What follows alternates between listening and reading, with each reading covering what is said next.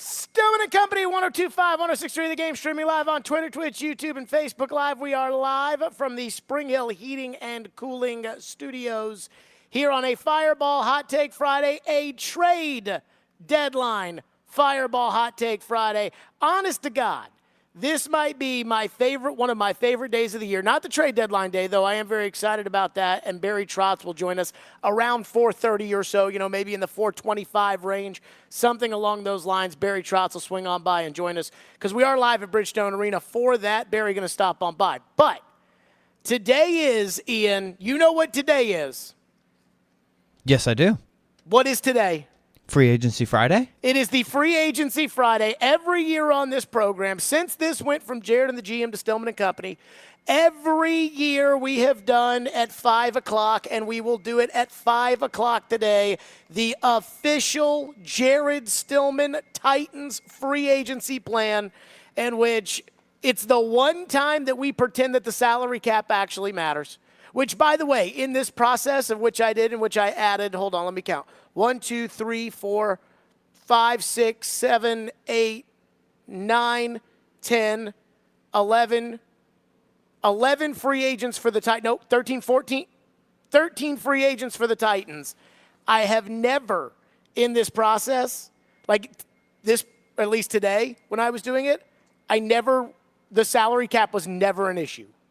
The money was an issue, but the salary cap was never an issue. It is so easy to just screw. That thing's so fake.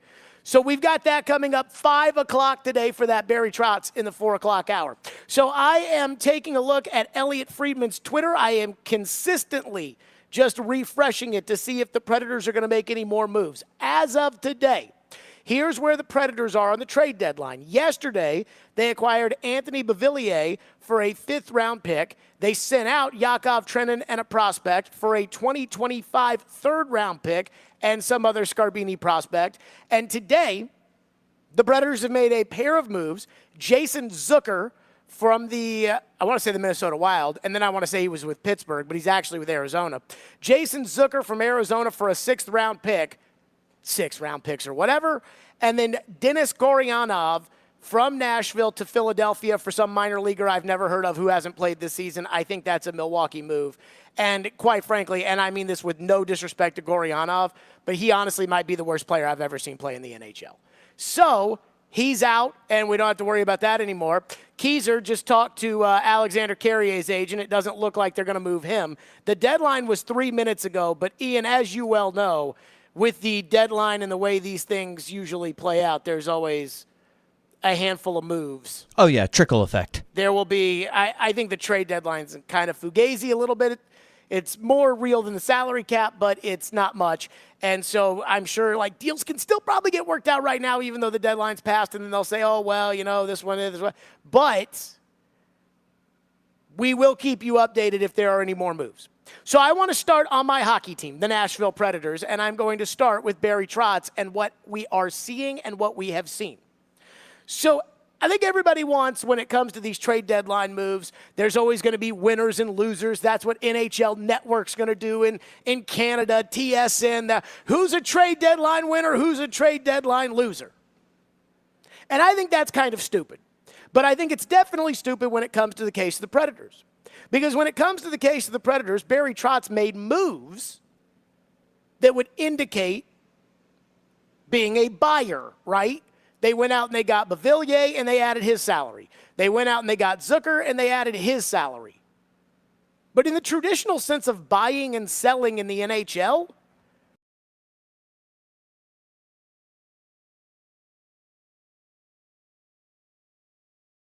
is dealing 1st and 2nd round picks. The Predators didn't.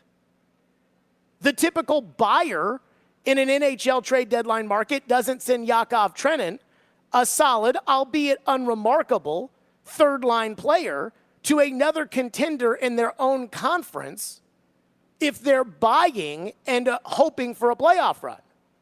But Barry did it anyways. A seller, which the Predators could have been if they had not gone on this heater that they've been on, but a seller, for instance, does not keep Alexander Carrier, a solid defenseman with no term left after this year. I mean, you don't do that stuff if you're a seller in the NHL. So I guess my point is, when it comes to what the Predators are doing, what we're seeing out of the Predators is it's kind of unconventional. And we don't know, Barry again told us on Tuesday that they would try to take on a contract today in which they facilitate a deal and they get a free pick. But again, I don't know if that's actually going to come to fruition or not. But this has been very unconventional. And I've seen some moves where fans are like, oh, we should be selling. We should be the future, the assets. Oh, my goodness. We should trade Carrier. We should not let Carrier leave for nothing. And I'm like, you guys want to win? Or do you guys want to just collect draft picks? Because if we want to just collect draft picks, then, yeah, go ahead. Why not see if anybody wants Roman Josi if he'll waive his no move? Why not try that? Or do you want to win? And again, where the Predators are, it's kind of unconventional, right? All of those other teams ahead of them, they gotta win. Vancouver's gotta win. LA's gotta win. Vegas, Colorado, Winnipeg, like they're firmly in the playoffs. Dallas, we gotta win. And the Predators aren't like that. First-year coach, first-year GM in the process of a rebuild. Again, the word I use is unconventional. And yet this unconventional thinking has you where? It has the current NHL team in the playoffs. This team is going to make the playoffs. This team right now, I think, has crossed the line of, well, if they get into the playoffs, if they find their way in as the last seed, they'll get slaughtered anyways, too. Hey, man, anything can happen in the NHL. They have firmly crossed that line. That Colorado win last Saturday was the moment that showed, you know what, they could compete with these guys. But then what about the future? And I put together this chart, and I was just looking like, okay, what do they have now? Who's coming down the pipeline? And then what do they have draft pick-wise? And they've got, again, a full roster now, which, again, it's a good team. It's a good team. Then they've got guys at Milwaukee, Tomasino, Kimmel, LaRue, Parsonen, Afanasiev. They've got a kid in college they used a first-round pick on last year, Matthew Wood. They've got Stasny on defense, Mullendijk, again, coming down the pipeline, Askarov in goal. They got depth, young players. How about this for picks? 2024, they've got a first, 3 seconds, 2/3, 3/4. I'd say that's a lot of picks. 2025, 2 firsts, 1 second, 2/3, a 4th, a 5th, a 6th, and a 7th. So they've got all these draft picks. They've got all this cap space. They've got all these prospects. They've got good prospects on defense. They've got a great prospect in goal. They've got young prospects that are NHL ready, that are at Milwaukee, that are forwards. And they got a ton of draft picks. Unconventional is the way to do this. I'm convinced of it. This is the Barry Trotz way. And I've got to commend Barry Trotz because what he is doing is not what every other typical general manager is doing. He's decided he's going to do things his way, the Barry Trotz way. And sometimes guys that have no experience doing the job, and Barry's a rookie general manager, come into these positions and they're just like, I'm going to tear this apart. I'm going to, start from scratch. I'm going to Not Barry. Barry didn't tear this thing down to the studs. He could have traded UC Saros. He didn't. So I was thinking about how unconventional Barry Trotz has been since he got this job basically a year ago and worked in what is a true collaboration. The Titans should take notes. A true collaboration with David Poile at the deadline last year and then through the end of the season and then the transition. The first move Barry Trotz made, which I thought was unconventional, he fired John Hines and hired Andrew Burnett. Now, what made that unconventional? It is not unconventional for a new general manager to walk in and basically say, okay, I'm changing the coach and I'm bringing my guy in. But what Barry did was he was honest. He came on this show right before the end of the season and said it. And he said it to the media right at the end of the season. And he was asked about Hines. And he said, I think he's a good coach, but I'm going to evaluate. And then as time went on, we just all assumed that as far as Barry Trotz was concerned, that, he was going to keep John Hines because it had been 4 or 5 weeks and we hadn't heard an update. And Robbie asked Barry Trotz about it, and Barry Trotz said the same thing. I'm evaluating. And again, in our lives, we don't see general managers that are on the up and up with everybody all the time. And guess what? He was evaluating. I'm convinced if there wasn't an Andrew Burnett or if there wasn't a Spencer Carberry, John Hines would be the coach of this team. And Barry Trotz wouldn't have a problem with that. But he interviewed Andrew Burnett. He hired Andrew Burnett. He looked at it and said, who's better? Andrew Burnett. That was a very unconventional way of doing things, and Trotz got a lot of blowback on that across the league for how they treated Hines. He didn't care. What about Johansson and Duchesne? He fired them. He shipped off Ryan Johansson, retained half the salary, and got nothing in return, and was happy to do it. The day after the draft, or right before free agency, even though Matt Duchesne can put the puck in the net, he fired him. And everybody was like, whoa. I mean, that's Duchesne wasn't a total crap bum. That is a hefty buyout to take. But the unconventional Barry Trotz way is just, I don't want him here. I don't want him around this team. I don't think he's a winner. I don't want him on this roster. Goodbye. So while we all sat there and we said, man, that's kind of unconventional. I guess they're really rebuilding, and this year's going to be very lean, and this year's going to be very difficult. He signed his serial winners on free agency. Ryan O'Reilly, Preds fans on Twitter, it's too many years. Luke Shin, it's too much money and he's too slow. Gus Nyquist, he's so average, what's the point? I think that's worked out pretty well. I'm really glad Ryan O'Reilly's on my hockey team. And then, at this trade deadline, again, everybody's telling him he has to sell the goalie. No. Is he a buyer? Is he a seller? Well, in a certain case, Yakov Trenin, guy's a UFA, probably wants to get a little bit more skill on the roster, maybe wants to get a little bit more offense. We'll ask him about it when he comes on, but he didn't have a problem shipping him off. That's a seller move. But again, Jason Zucker, that's a buyer move. But it wasn't the desperate buyer move. It wasn't the conventional buyer move. It wasn't the, we have to move our first-round pick. We've got to go get Paul Gaustad at this deadline type move. It was a very measured move. Yeah, I'll take a forward who can put the puck in the net, who can play on the power play, that's played for my coach in the past in Minnesota, that has playoff experience, and if he ends up not fitting in, we'll scratch him every night anyways unless we need him. And he only gave up a sixth. This is the unconventional Barry Trotz way. Even the way he comes on the show and answers the questions every week is unconventional for a general manager in today's era of professional sports. I asked him about the Forsberg injury. I said, Philip Forsberg doesn't practice anymore. He doesn't do the morning skates, but plays fine in the games. What's the deal? And every other general manager, I think, in the world would have basically just been like, well, Phil's working through some things, as is everybody this time of year, but, we feel pretty good about it. Barry's like, he's got a cut, and he keeps getting irritated. He'll be fine. And I think as fans, we can sit there and say, okay, good. So right now, I've got an unconventional general manager doing things his way for an entire year.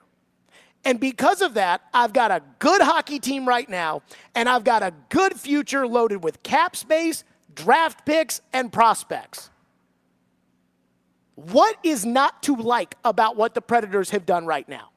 Somebody help me out. 615-737-1025 is our phone number, 615-737-1025. Ian, do we have any more updates coming down the pipe from nothing our yet. buddies Elliott and Darren Drager and just Vegas making more moves? They unlimited cap space for them. They don't. Yeah, have they have cap acquired Tomas Hertl from the Sharks. You know what? Do we have anything from Pierre? Not about the Preds, no. Okay, we'll keep you updated. 615-737-1025 if you want to weigh in. I love where my hockey team is right now. I love the guy who's coaching it. I love the general manager. I love the players on the team. This is a fun team to root for. It was at last night's game. The best period they played last night. Oh, my goodness. We'll get to that. 615-737-1025. Stillman and Company on a Fireball Hot Take Friday, 1025, 1063 The Game.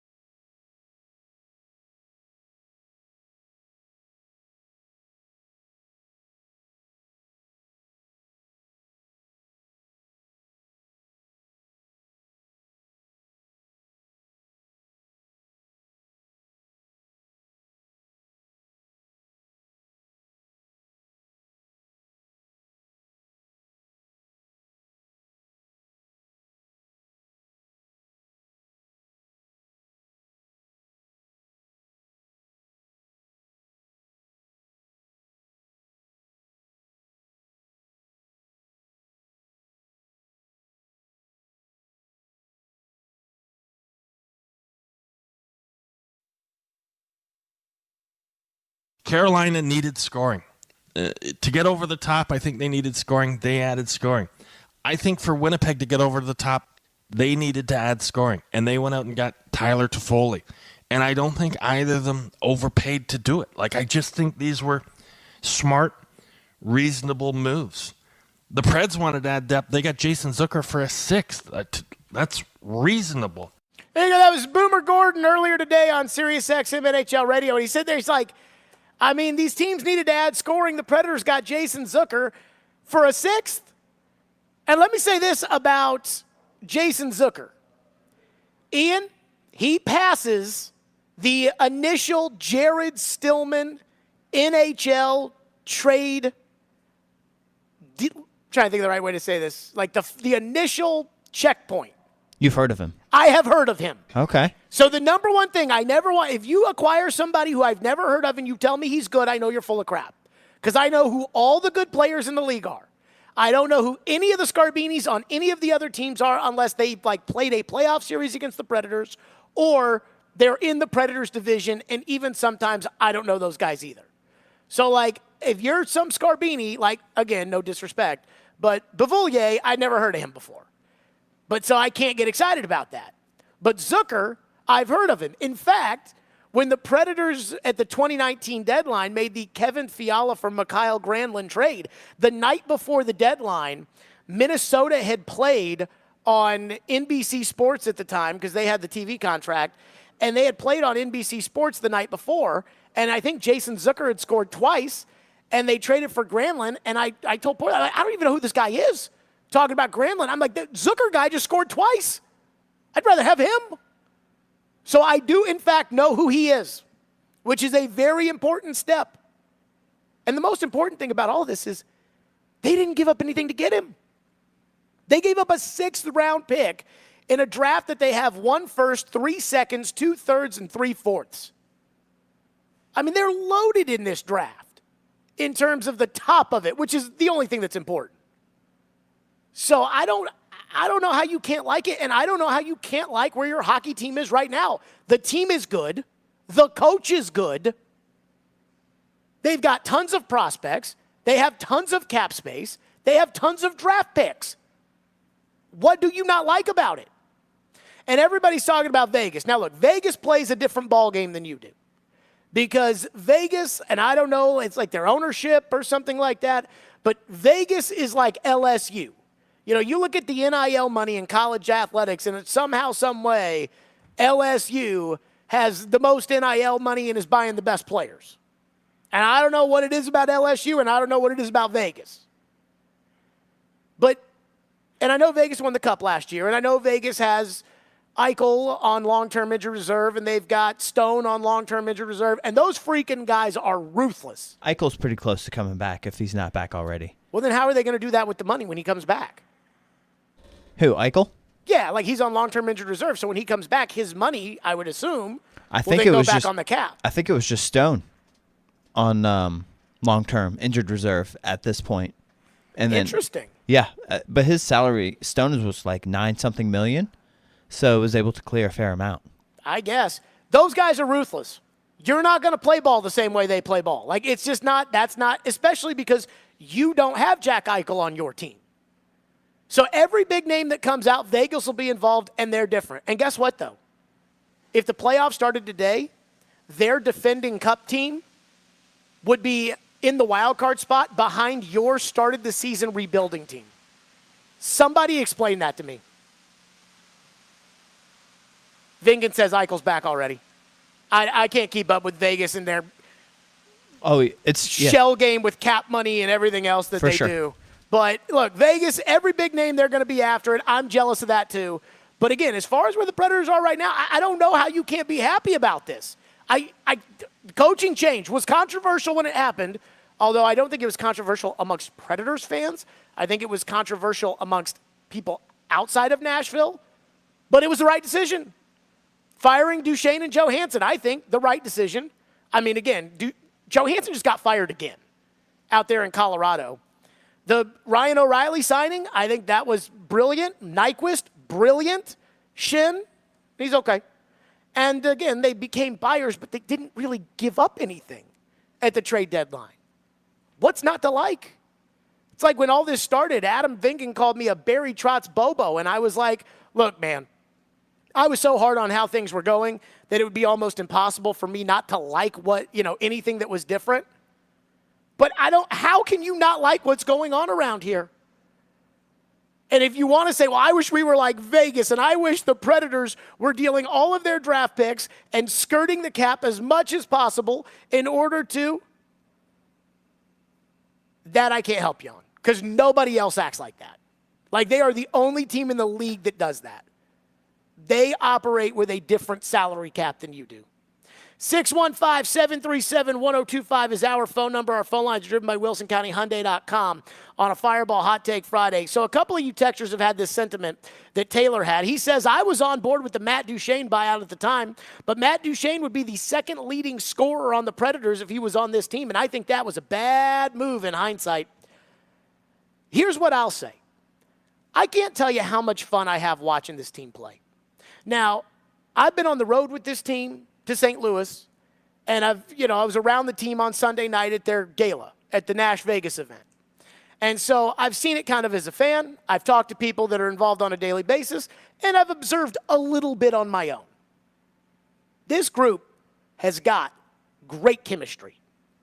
Barry even came on the show on Tuesday and said it, that they've got great chemistry, and that moves that they make, he would be worried about how it would affect the chemistry.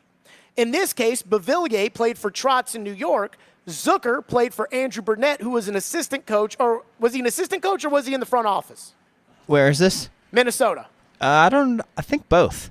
Okay. Definitely front office, though. So Burnett knows Jason Zucker, so it's like they know the guys they're adding, the chemistry and how that would – chemistry's real here.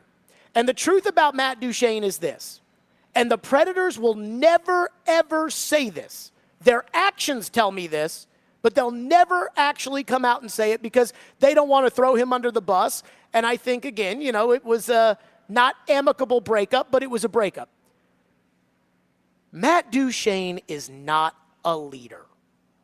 And when you're making $8 million a year on an unmovable contract, which Duchene's contract would have been, when you are an unmovable asset at $8 million a year, the fans, he was brought in as the savior, and he never was. And he had not a bad attitude. Like, it wasn't like he didn't want to work hard. It was that it just wasn't a priority to him. And that doesn't fly around here anymore. I heard Willie talking about this with Ryan Johansson yesterday. Now, I like Ryan Johansson, so I don't want to throw him under the bus, even though I'm not sure if he likes me. But Willie was talking about how, like, Nathan McKinnon, who runs the Avalanche, that Nathan McKinnon is a health freak. He is a fitness savant. He is obsessed with hockey. Everybody get on my level or don't show up. Kind of like Michael Jordan.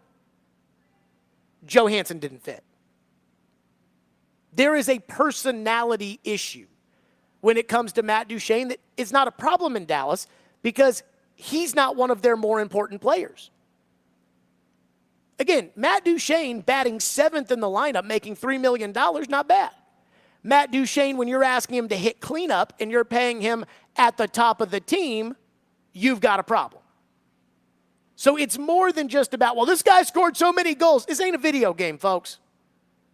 These things matter. What you don't get with Duchene is what you get with Ryan O'Reilly. It's why Ryan O'Reilly has had success after success after success after success, and he has never been the talent that the high-end number one centers in the NHL are.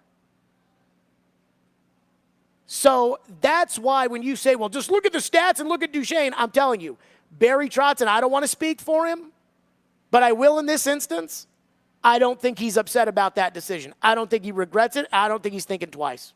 We'll get back to your phone. 615-737-1025 is our phone number, 615-737-1025. We'll see if anything more trickles out. I am a little surprised the Predators did not retain a contract. I mean, I felt like on Tuesday when Barry came down here and said, I'm going to retain a contract, I thought they would. But coming up next, there was something Andrew Burnett said yesterday after last night's win that just made me moist. We'll explain on a Fireball Hot Take Friday. Stillman and Company, 615-737-1025. Tune into 94.9 The Fan today for Vandy Baseball as they take on Illinois State at Hawkins Field. Pregame is at 4:15, first pitch 4:30. Coverage also available on the 94.9 The Fan app and at 949thefan.com.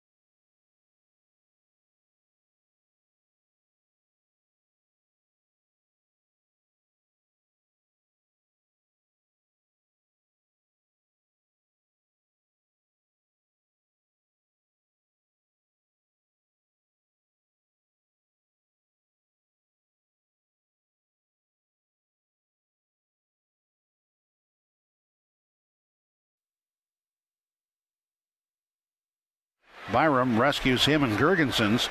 Lofts the puck toward the Nashville blue line. Taken away Forsberg, and Forsberg takes a pass from Nyquist. Leaves it back. Here's Forsberg again. That shot stopped by Comrie, and then Forsberg a wraparound to score. Are you ready for some dessert?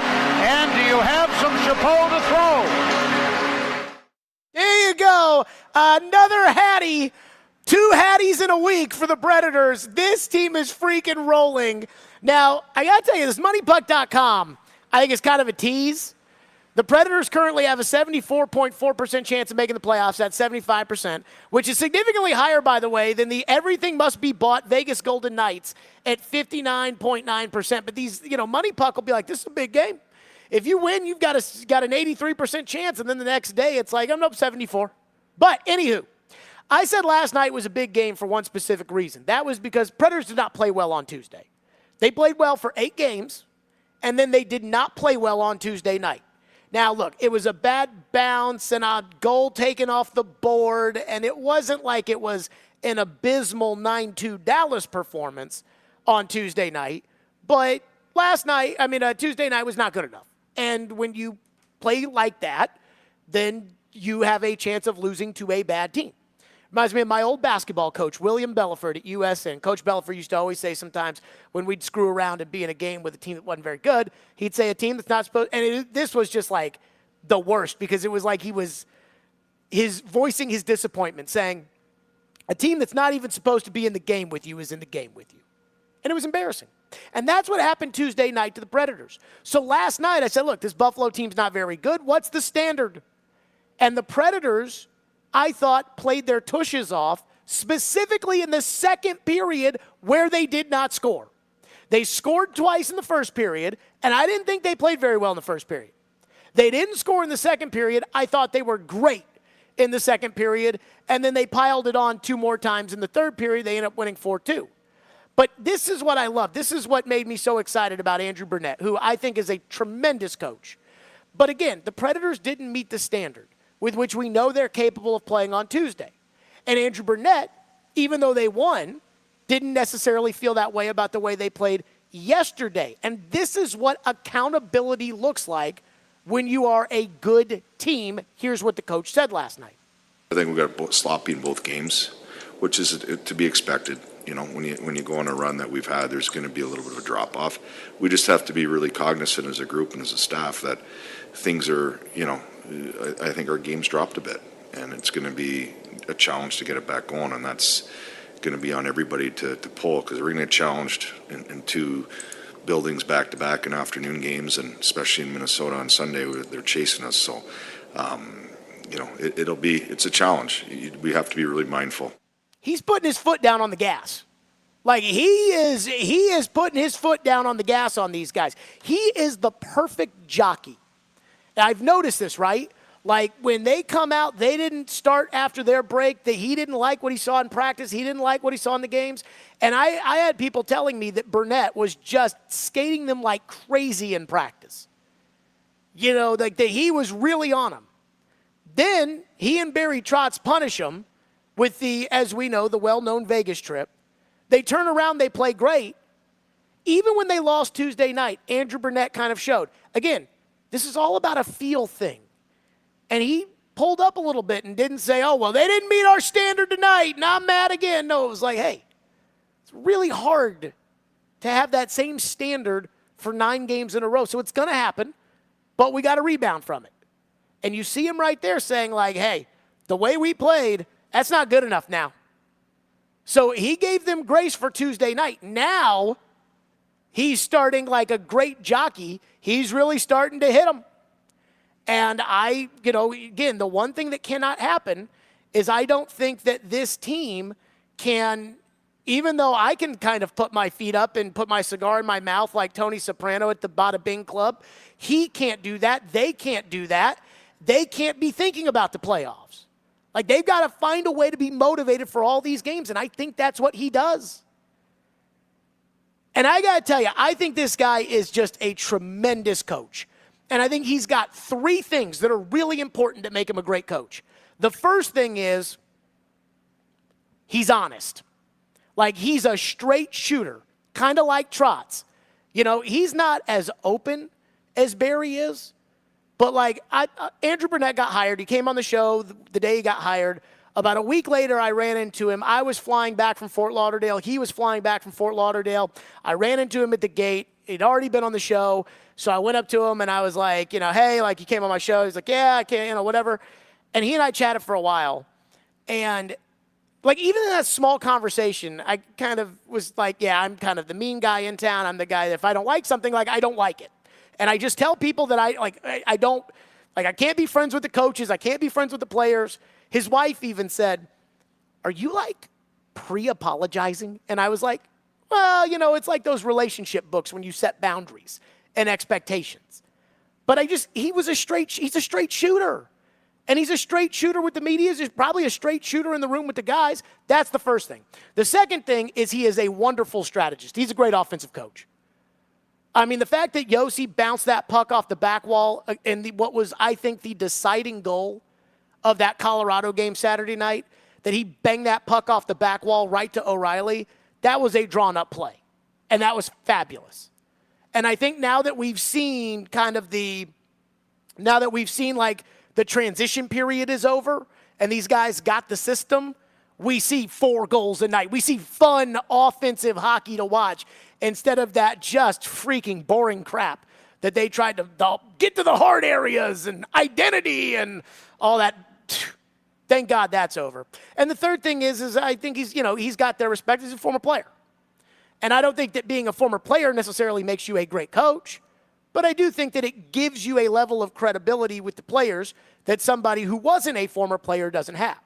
And that doesn't mean that, you know, for some guys that aren't former players aren't good coaches. You don't have to be 3 of 3 there, but he is. So I got to tell you, I mean, I think he is a great coach. And I think this team is, I'm so happy. I'm so happy with my hockey team. I did promise phones, but then I went on there. So 615-737-1025, Justin says, I was shaky on the Predators earlier this season, but now it seems like they have all bought into the coach, and they play with great chemistry. Chemistry is an intangible that you either have or you don't.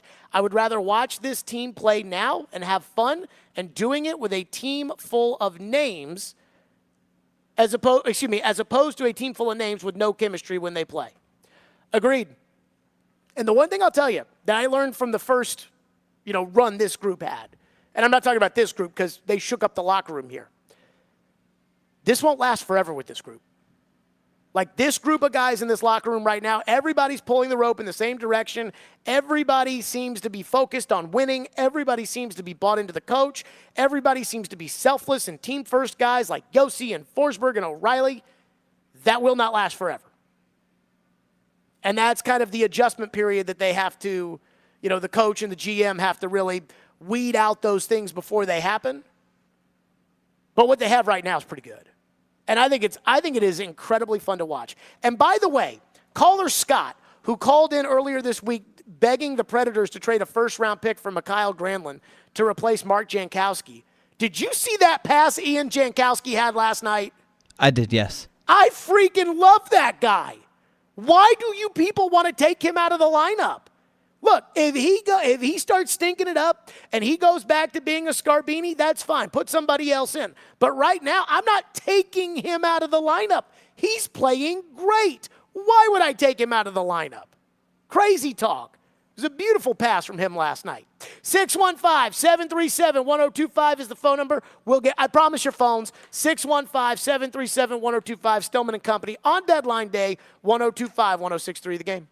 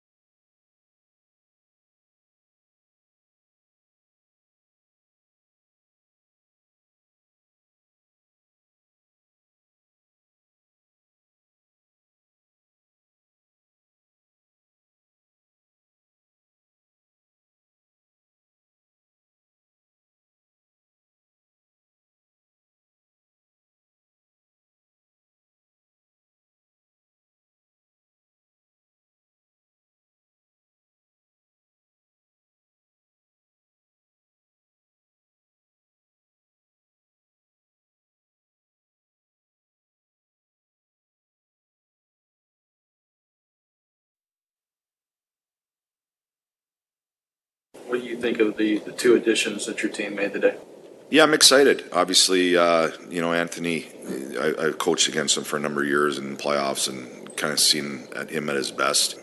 He's an energy guy with skill. He's relentless. I know he's gone through a tough year, but I haven't seen him, and it's a new beginning for him. So I'm excited to get him in this group and see where he fits.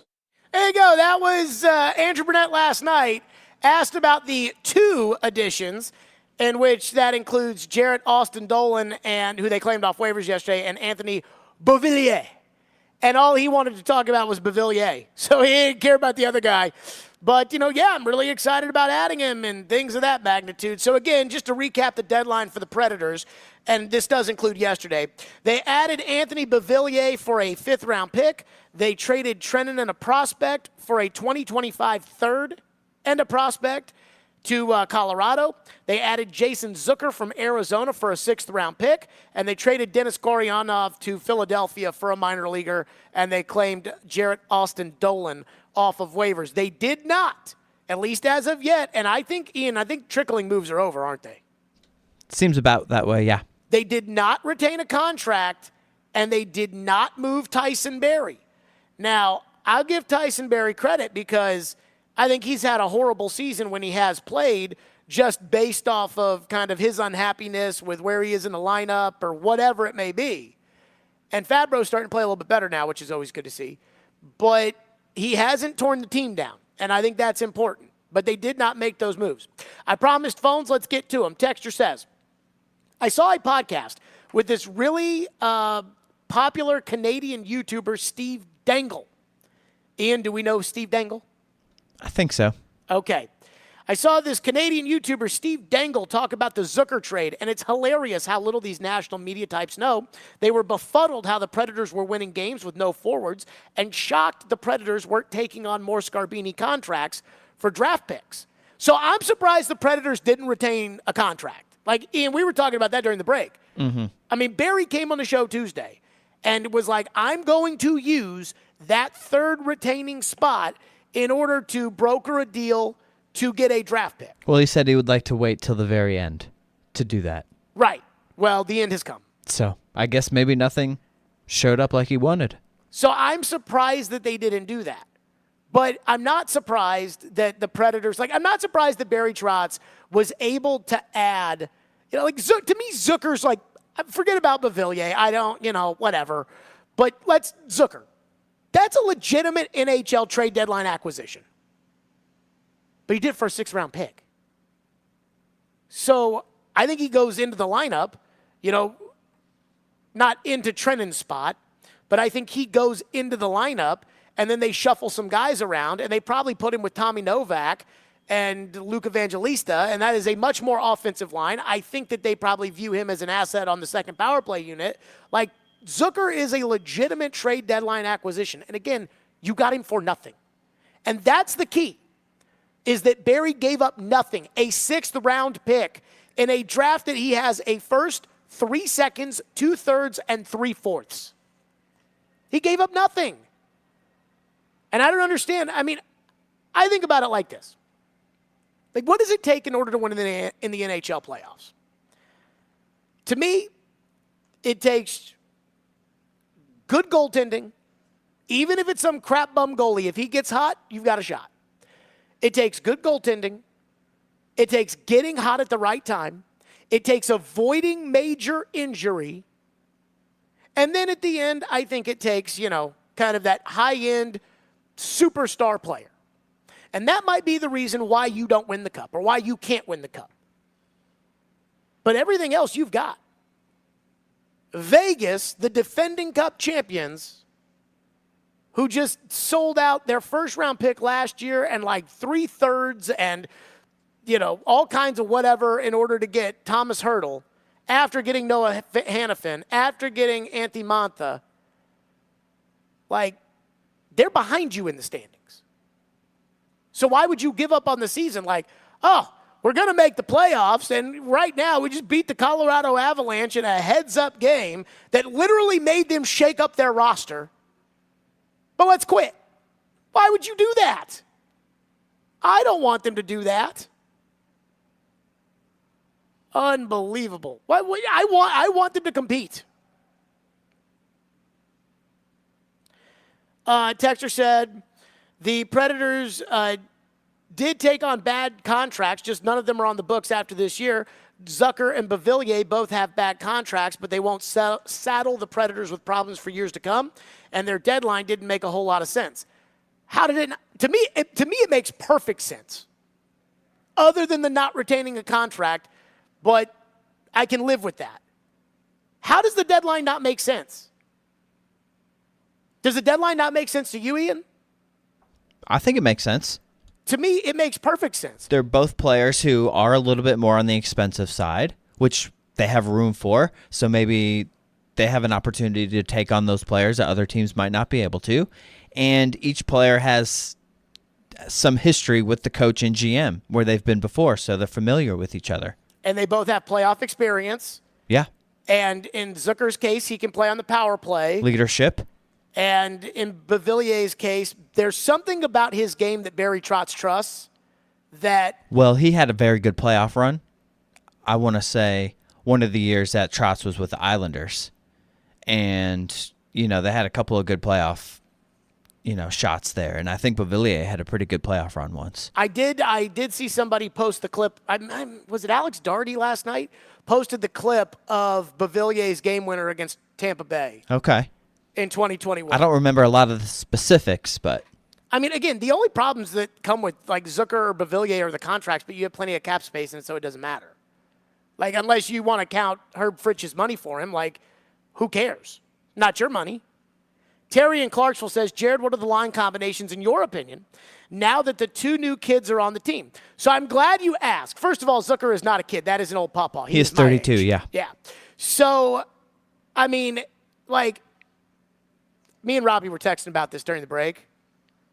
I'm not taking Jankowski out of the lineup. They probably are going to take Jankowski out of the lineup. But I'm not taking Jankowski out of the lineup. So as of right now, this is what I would do, Terry. You asked what I would do. I don't know what they'll do. Forsberg, O'Reilly, Nyquist. I think we all know you're not changing that. I think what I would do is I would put Zucker on a line with Tommy Novak and Luke Evangelista, and I would move Mark Jankowski up to the line with Colton Sissons and Cody Glass. And then I would keep Smith, McCarron, and Sherwood on that fourth line. And if I wanted to, I think I would take Sherwood out of the lineup, put Beauvillier in the lineup, and... Sherwood would probably be the one I would take out too. Well, but then I would move Jankowski to that fourth line, and I would put Beauvillier with Sissons and Glass. But, again, right now, if I'm the coach, because my team's winning, I'm scratching Beauvillier. Tomorrow, it wouldn't surprise me if Zucker's not there, and so Beauvillier plays in that spot that Goryanov played in, which was Trennan's spot. But if I'm the coach and I have everybody available to me, I'm scratching Beauvillier until I feel like I need to give him a shot. Now, what they're going to do is they're going to play him. Maybe not in the first. They'll probably play him tomorrow because they won't have Zucker. But they'll work him in there a little bit just to see what they've got, and then they'll probably settle on a lineup one way or another. One texter says, great deadline for the team. Not going for it at all, but they're at least giving the team a chance. Yes, that's what that was. And they're giving the team a chance with guys they know. Guys they know will not come in here and, during a playoff series, go out to the bar past curfew and get suspended for a pivotal game in that series. Andrei Kostitsyn. And Alex Radulov. Yeah. Oh, and Radulov, for sure. I mean, that's the kind of guy. Barry Trotz. But they knew Radulov, so. Yeah, and they didn't like him either. So, Barry Trotz ain't adding that guy on this team. I mean, I'll just tell you that right now. Texture says, use the young guys that have been cooking. No needle mover.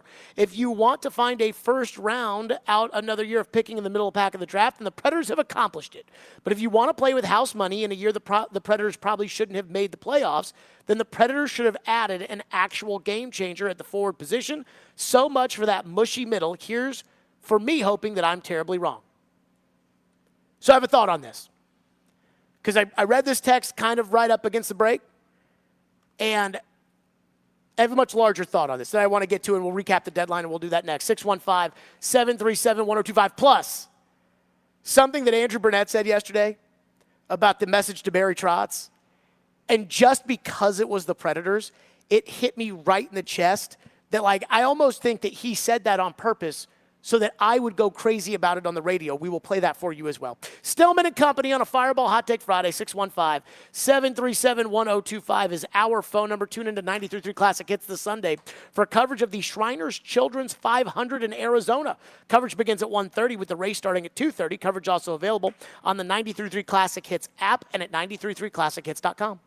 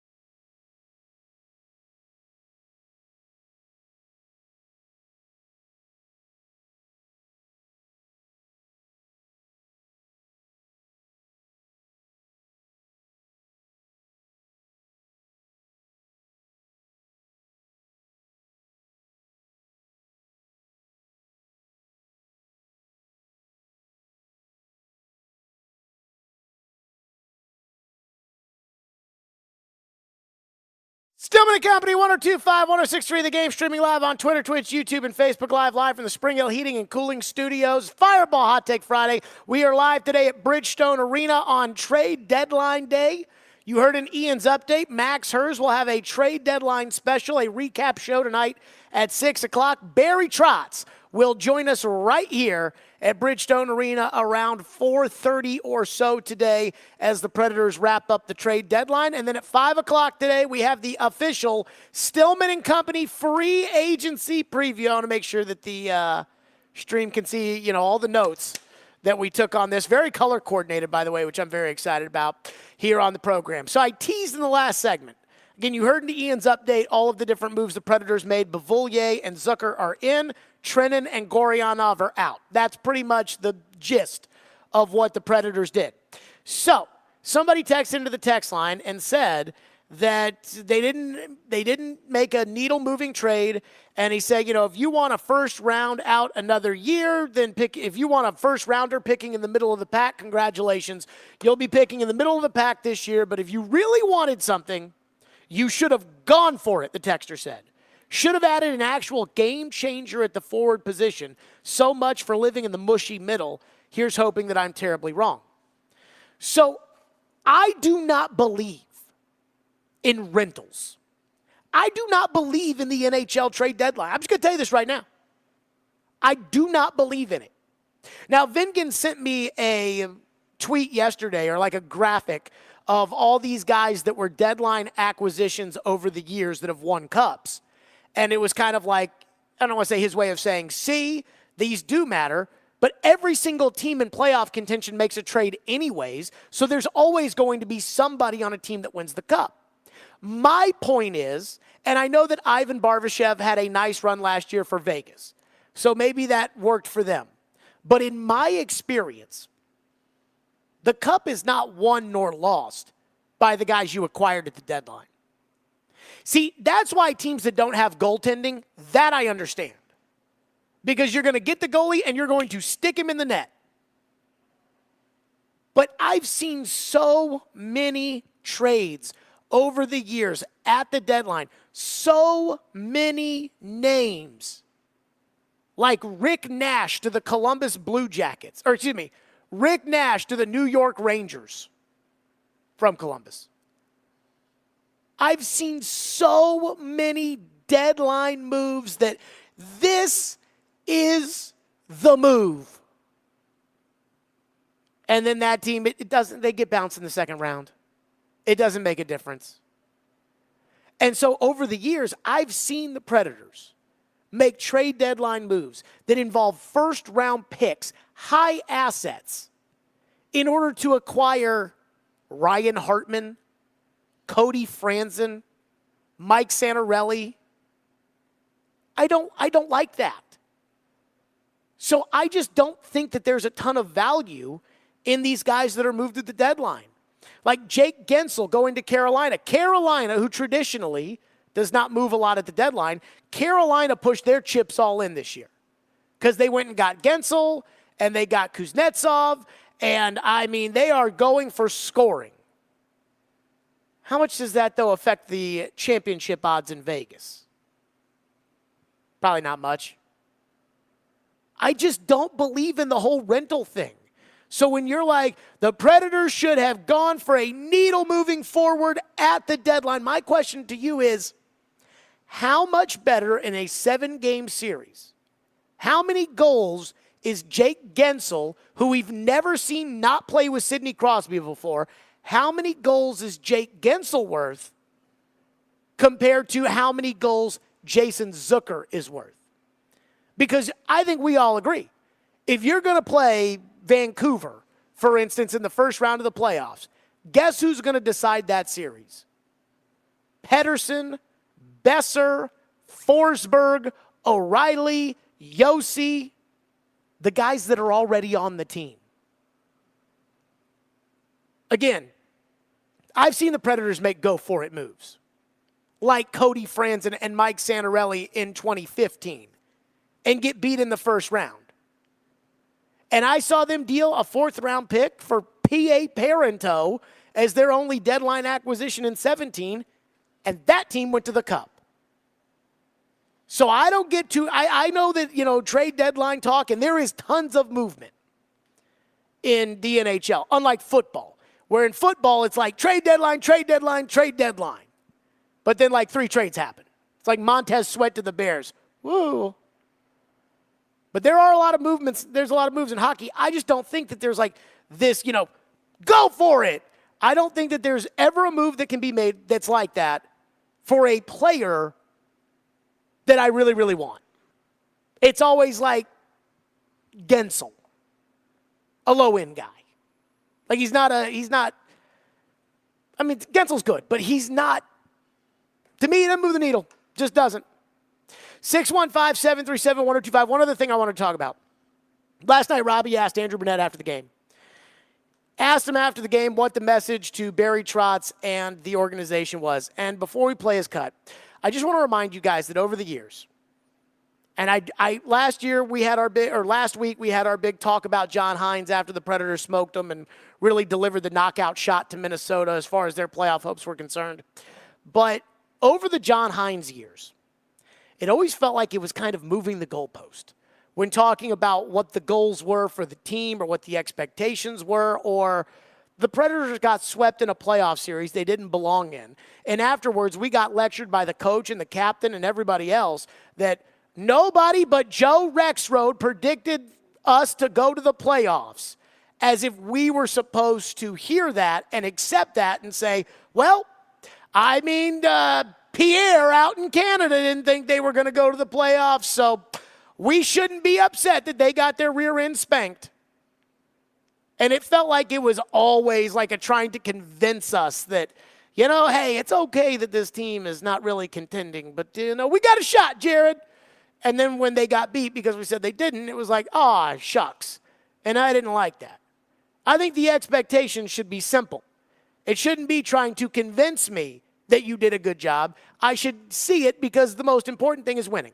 And Eric Dickerson, the Hall of Fame running back, we have played this cut. How many times have we played this cut over the last 3 years? 20. Eric Dickerson, the Hall of Fame running back, when talking about how he, had enough of Jeff Fisher running the LA Rams, said that, hey, things are different in Los Angeles than they are in St. Louis. In LA, we want to win. We don't want to almost win. And they say, oh man, if we'd have had another quarter, if this wouldn't have happened, I say that's what losers say. And so I said we need to win. I'm saying, and 8-8 and 7-9 is just not going to cut it. I said, this is LA, this is not St. Louis. That has been like a motto, an edict to me, that I have lived by since I heard that, which is, whoa. Stop selling me on the nobody predicted us making the playoffs. We want to win. We don't want to almost win. We don't want to, if he hadn't hit the post, or if the ref hadn't called that penalty, or if the puck hadn't hit the stanchion. We don't want to do that. We want to win. And over the years, there was a lot of celebrating almost winning, and I didn't like it. Yesterday, Andrew Burnett was asked about the message to Barry Trotz in the front office. What sort of message do you feel like your group is sent here? 19 out of the last 20 points, deadline's coming up tomorrow. What sort of a message do you think your group has sent to Barry as he's trying to sort through the decision? Well, I think that the group, the message from the team, the way we played is, we want to win, and we're not retooling and rebuilding. We want to win right now, and we're hungry. And when we do things that make us successful, the recipe that we do it, we're a pretty good team, and I think we proved that over the last 10 games.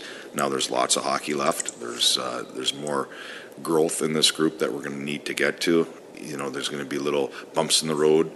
Kind of a little bit like I feel right now a little bit. So we're going to have to be able to handle that a little bit better than we've had in the past, and just keep working. Okay. What'd he say right there, Ian?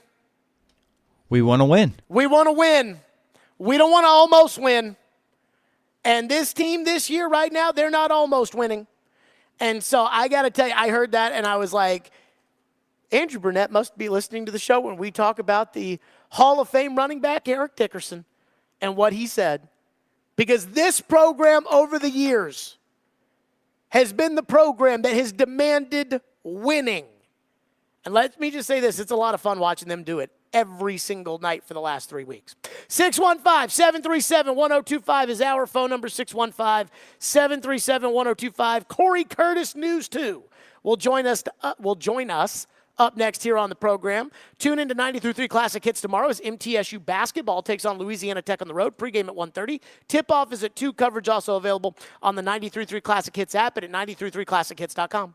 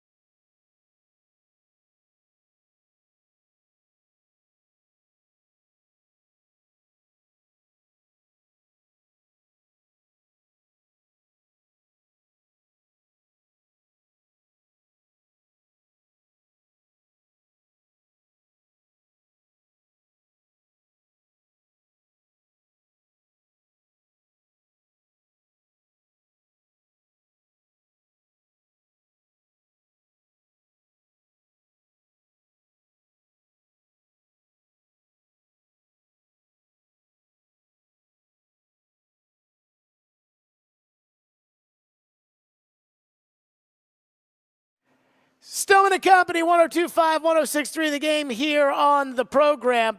Hey, by the way, tune in tomorrow to 102.5 The Game as Vanderbilt men's basketball takes on Florida.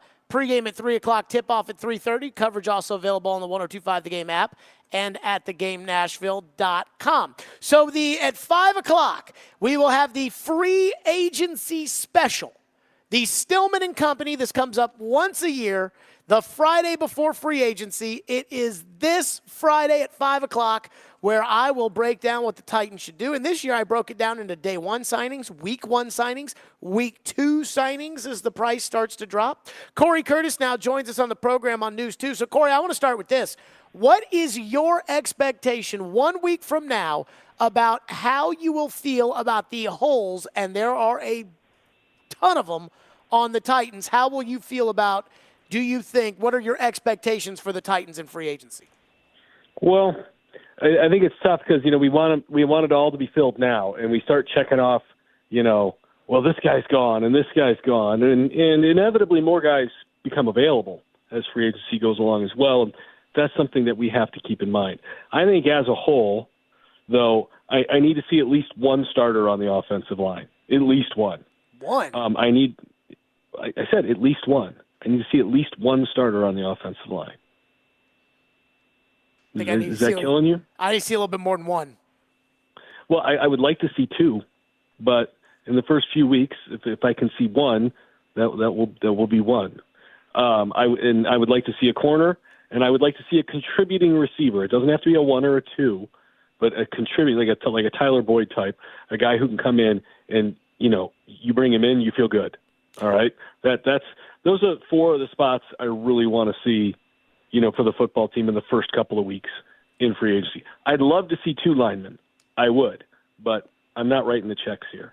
Okay, so with that, when I went over the exercise this morning of really filling out what the Titans should do in free agency, I asked myself a bunch of different questions. And one of the first ones, when you brought up Tyler Boyd at receiver, is what kind of receiver do you expect the Titans to sign? Or what kind of receiver would you be targeting? Because I think we can agree. There are guys who can run, and then there are guys that do not run but can run routes, get open, catch the ball, make contested catches.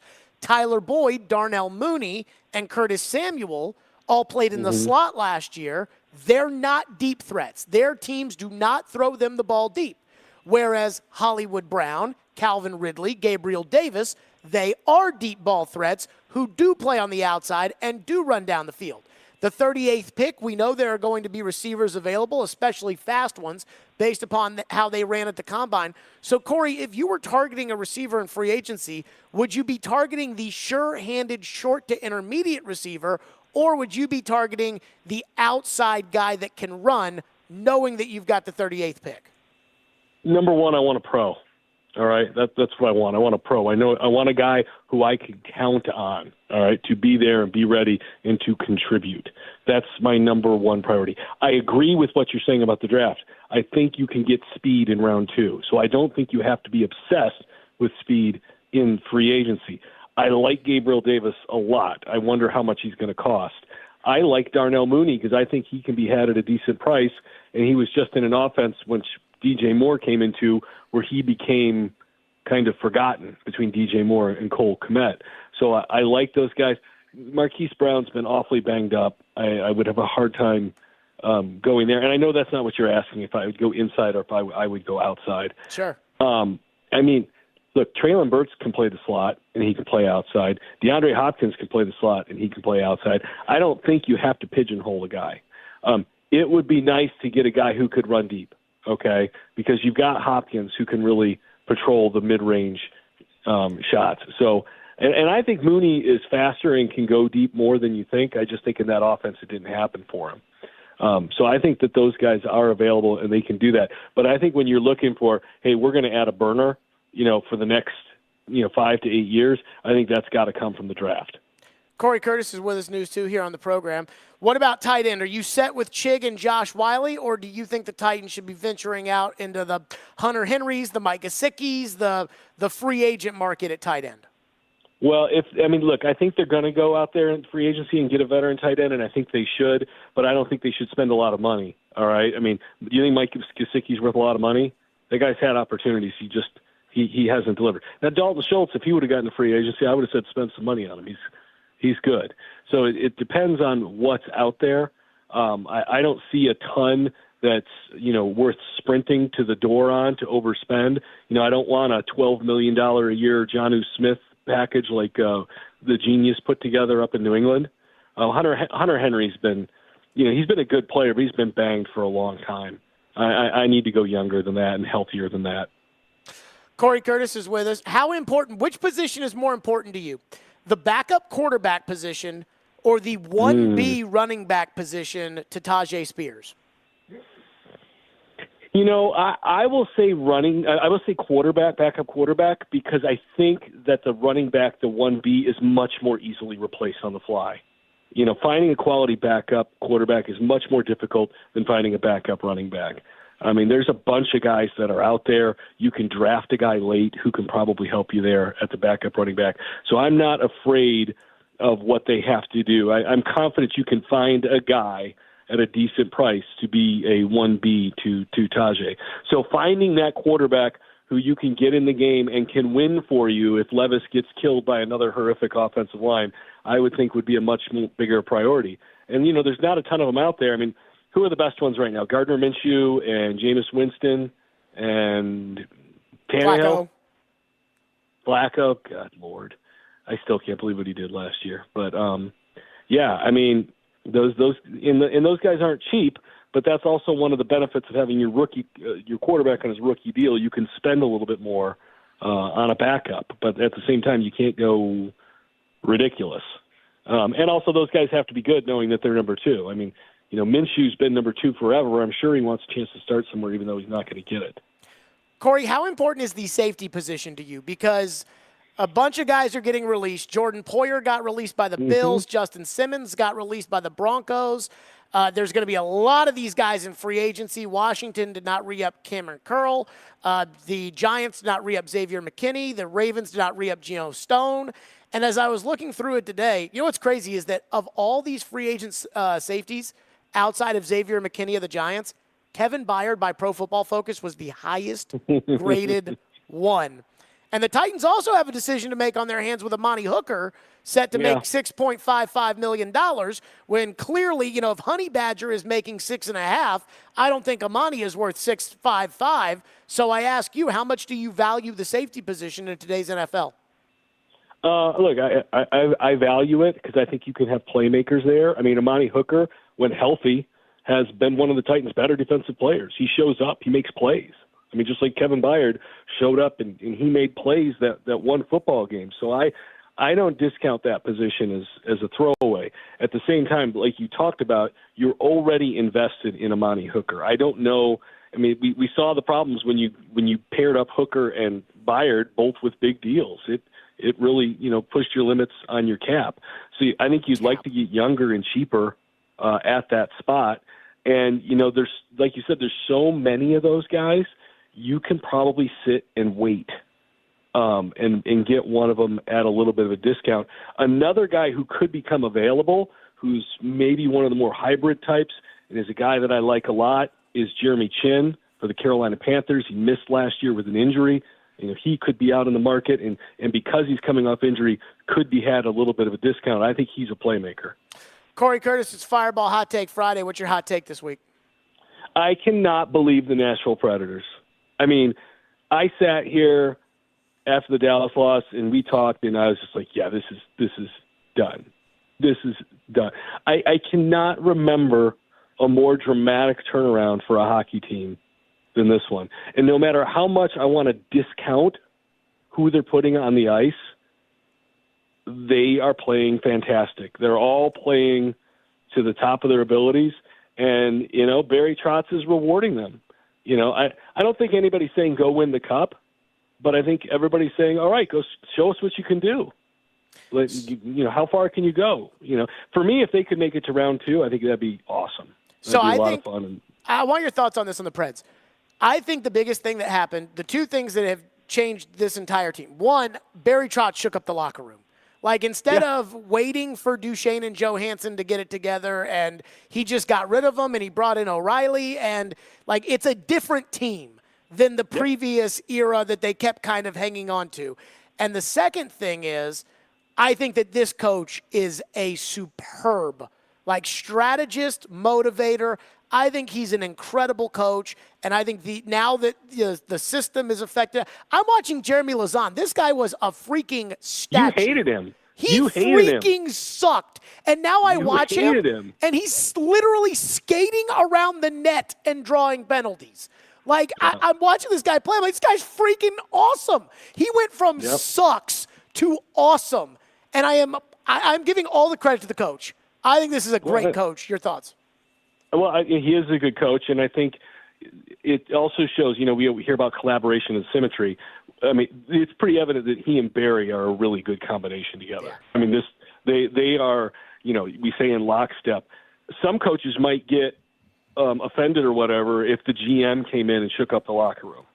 But they're on the same team. They want the same thing, and they're working together, and they did it together. And I think that was unbelievable. And, like this week, they trade Yakov Trenin, and, I sit there and go, God, I like Trenin. And then I said, you know what? He's got 10 goals, and he's, 28 years old? Yeah.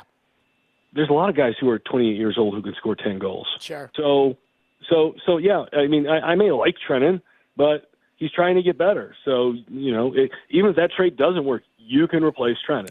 That is not difficult to do. So, what do you make? Three deals yesterday? How many today?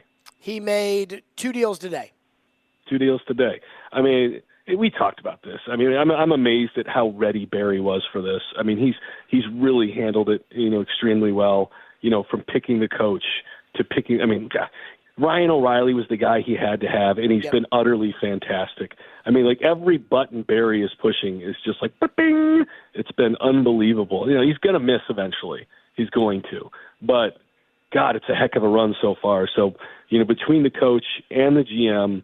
And then you talk about putting the right people in the locker room. When you push those buttons, they respond the way you want them to, and that's what we're seeing. And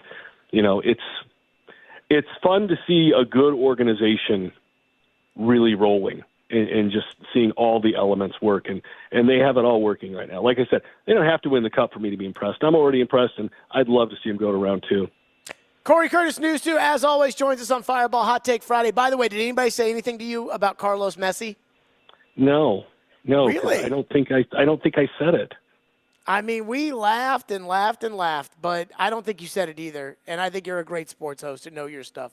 Corey, thank you. Well, you know what? We all misspeak, so you can know your stuff and misspeak. I say all kinds of crazy stuff. Corey, great stuff. Appreciate and you. You're trying to. That's the crazy part. Whoa, now.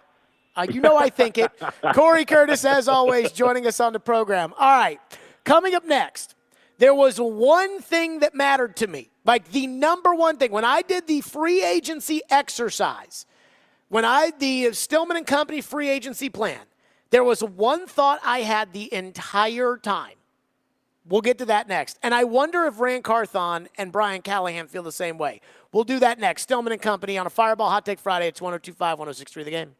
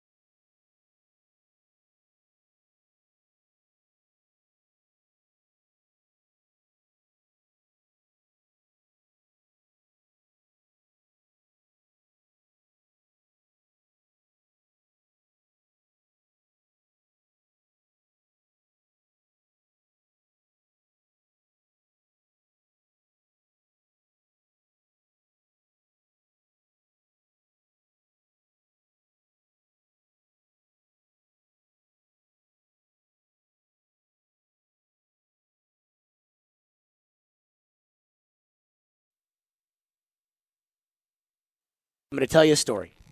And everybody listening probably knows this story. Robbie knows this story. But years and years ago, when I first started at the radio station, we had the old general manager of the Titans, Floyd Reese, name on the wall over there. Mm-hmm. He was working there, and we ended up working together for about 5 years. But before we were working together, I had just met the guy. And I grew up a huge Titans fan, and so it's like, this is Floyd Reese. So we're doing our first show together, and I'm just trying to, break the ice because I don't even know him. So I said, this was 2015. The team was terrible. They were 3-13 that year. I go, Floyd, are the Titans going to be any good this year? This might have been April after the draft. And he looked at me and he goes, we don't have a right tackle. I said, that's important, huh? He said, right tackle? I was like, it's pretty important. So the last couple of years, I feel like I've had to tell that story on the radio a bunch. So right tackle is apparently pretty important. I just, I just want you to know that story so I don't have to tell it anymore on the radio. I'll say this. Anymore, the way the NFL's set up, everybody's usually has at least one dynamic pass rusher. Mm-hmm. Most of them have two. And so if you don't have two tackles, it's going to be hard. There you go. That was Brian Callahan the day after he got hired. Ian, I'm so done telling the right tackle story after the David Quessenberry, Dylan Radins, Nicholas Petit-Ferrer, a.k.a. PT. Chris Hubbard, Dylan Radins again. I'm Aaron Brewer at left guard and then Aaron Brewer at center. I'm so tired of telling the right tackle story that when Brian Callahan got hired, I'm like, hey, dude, here's the story, okay? No screwing around at right tackle. So when I put together the Titans free agency plan, the number one thing I thought about, and what I did was I started by taking the Titans' current cash, which is 31st in the NFL, according to Spot Track at $123 million. And I gave myself a cash budget and then the cap space, and I adjusted all of that. But the two things I thought about, one were the holes, right? Because there's a lot of holes on this team.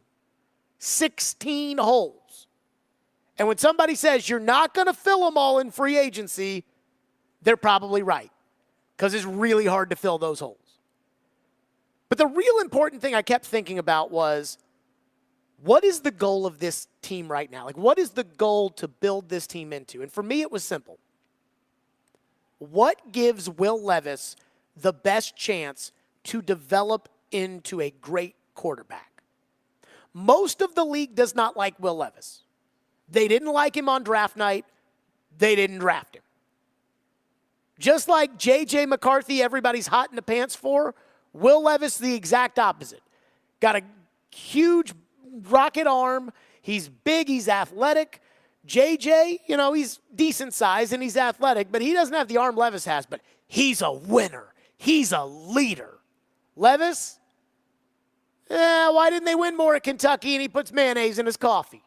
But that doesn't matter whether or not people liked Will Levis or didn't like Will Levis or like Will Levis now or don't like Will Levis. The truth is you're committed to Will Levis on some level. And so I don't think that these guys outside of John Elway and Andrew Luck, I don't think these guys are blessed to just be great quarterbacks.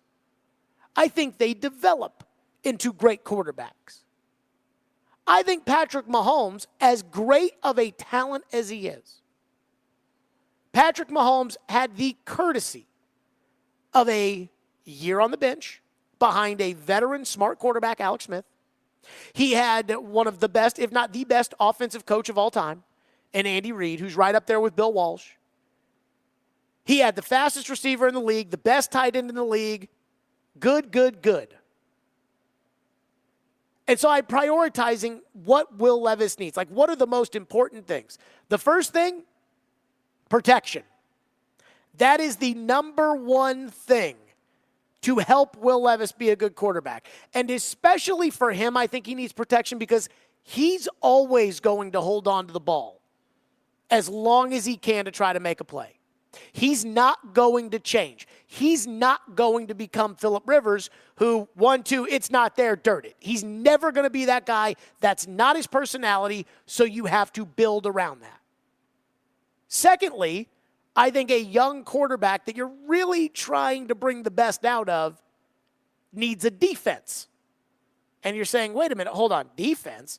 What do you mean he needs a defense? We're talking about receivers and running backs and your defense.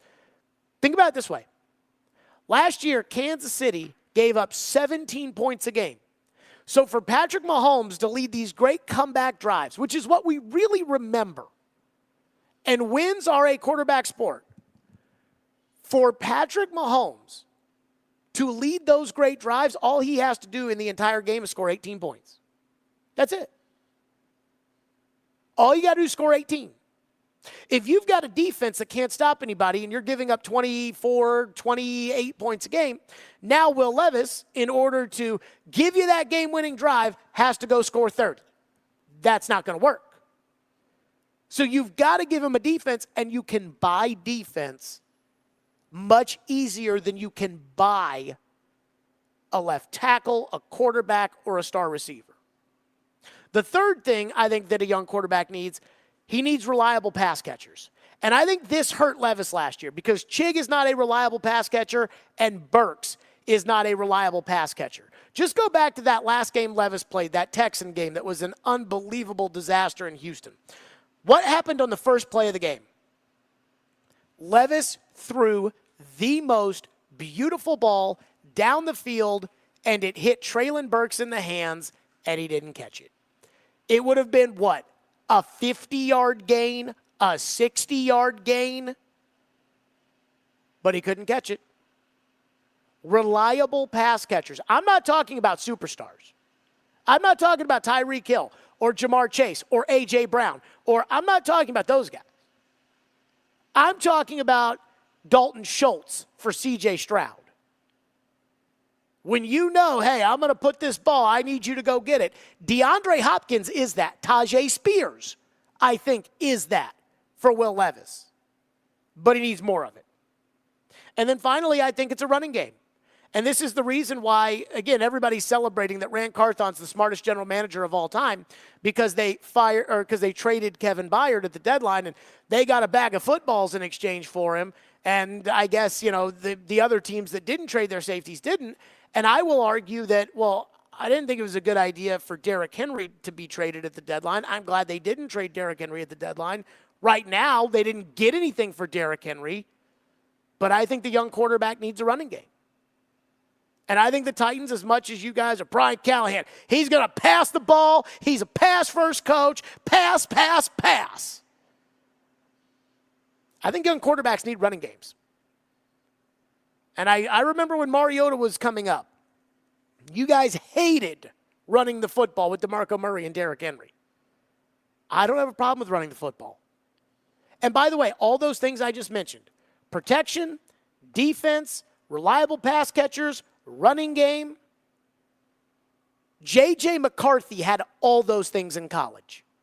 He won a lot. If J.J. gets drafted 4th overall or 5th overall or something like that, which it's starting to get talked about that might happen, if J.J. McCarthy gets drafted, he won't have those things in the NFL. I bet he won't look as good. You know who does have all those things? Protection, a defense, reliable pass catchers, and a running game? Brock Purdy. Brock Purdy's got a great defense. Fred Warner, Dre Greenlaw, Nick Bosa. Great defense. Reliable pass catchers. George Kittle, Brandon Ayuk, Deebo Samuel, even Jawan Jennings, and obviously a great running game with McCaffrey. And he's got the best left tackle in the NFL. The Titans have got to prioritize what they can do to get the best out of Levis. I think they've taken a good first step by hiring a coach that I think will be able to get the best out of Levis, but that's the most important thing in all of this. 615-737-1025 is our phone number, 615-737-1025, and we will get to your phones. And also, the other thing that I really learned when putting all this together, when going through the process of signing free agents and spending roughly, $102 million of cash with $80.69 million in cap space. There's one big important thing I learned. We'll do that next, and then we're to your phones. Stillman and Company on a Fireball Hot Take Friday. It's 102.5, 106.3 The Game. Fireball Whiskey, it is the best. Fireball Whiskey goes down so smooth and it tastes so great. There is no better way to start your weekend and ignite the night than to do so with ice-cold Fireball Cinnamon Whiskey. That's right. I love Fireball Whiskey. It goes down so smooth and it tastes so great. Be sure to ignite the night. Be 21 years or older to enjoy. That's Fireball Cinnamon Whiskey.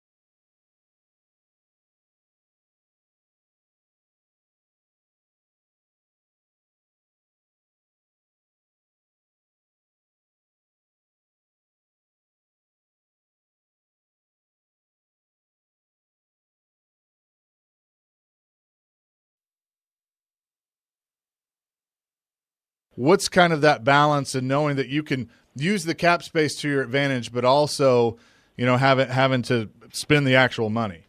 Yeah, I think I've said that, we have to exercise patience, and just because we have it don't mean you have to go out and recklessly spend it. I think back to when I was a little kid and, you get money in your pocket and, you go to the store and the first thing you want to buy, the first thing you see, because you have the money. And I just remember my parents saying, that money is burning a hole in your pocket. You can't wait to spend it. But we just got to exercise patience, understand that we'll be well positioned to, target, any player that we see fit, but not just, if there's another guy available and not just jump off and, oh my God, we have it, so let's go get it. And then, on the back end, we'll put ourselves in a position where we're now having to restructure and do a bunch of different things to be in compliance. So there are going to be other good players that come free later in the process that we have to be well positioned to swing at, as well as have operating costs, for the season as we, make different roster moves and such. So there's going to be a exercise of patience. We'll be well positioned and, real detailed in who our initial targets will be and, hopefully be in position to bring those guys aboard. Rand Carthon on with Chase talking about, hey, we got the money now. We're not going to spend it all, but we'll have it with who we want. Let me just say this. The final exercise, the free agency plan, Stillman and Company, the official 2024 Titans free agency plan at 5 o'clock today. Through the process, I signed 13 guys. 13. I cut 3, and the cap was never once an issue. I spent $102 million in cash, and I still ended up with $40 million in cap space. The cap is crap. And I didn't hear what Joe Rexford was saying this morning when he would not let me finish speaking and was just screaming over me earlier today. But he keeps bringing up the Bills, the cap. In this exercise, the cap was not a problem. That was easy. Andrew Brandt, who used to negotiate the contracts for the Green Bay Packers, and he's now, I guess he's not with Sports Illustrated anymore, but he might be. I don't know who he's still with, but he's been in the media for forever, but he used to negotiate the contracts for the Packers. Wrote on Twitter yesterday, people outside of the NFL focus on cap. People inside the NFL focus on cash. Cap, Brandt says, is just accounting. Cash is real money. For example, the Bills shed almost $42 million of cash off their books yesterday. Whatever the cap impact is, that is quite a number.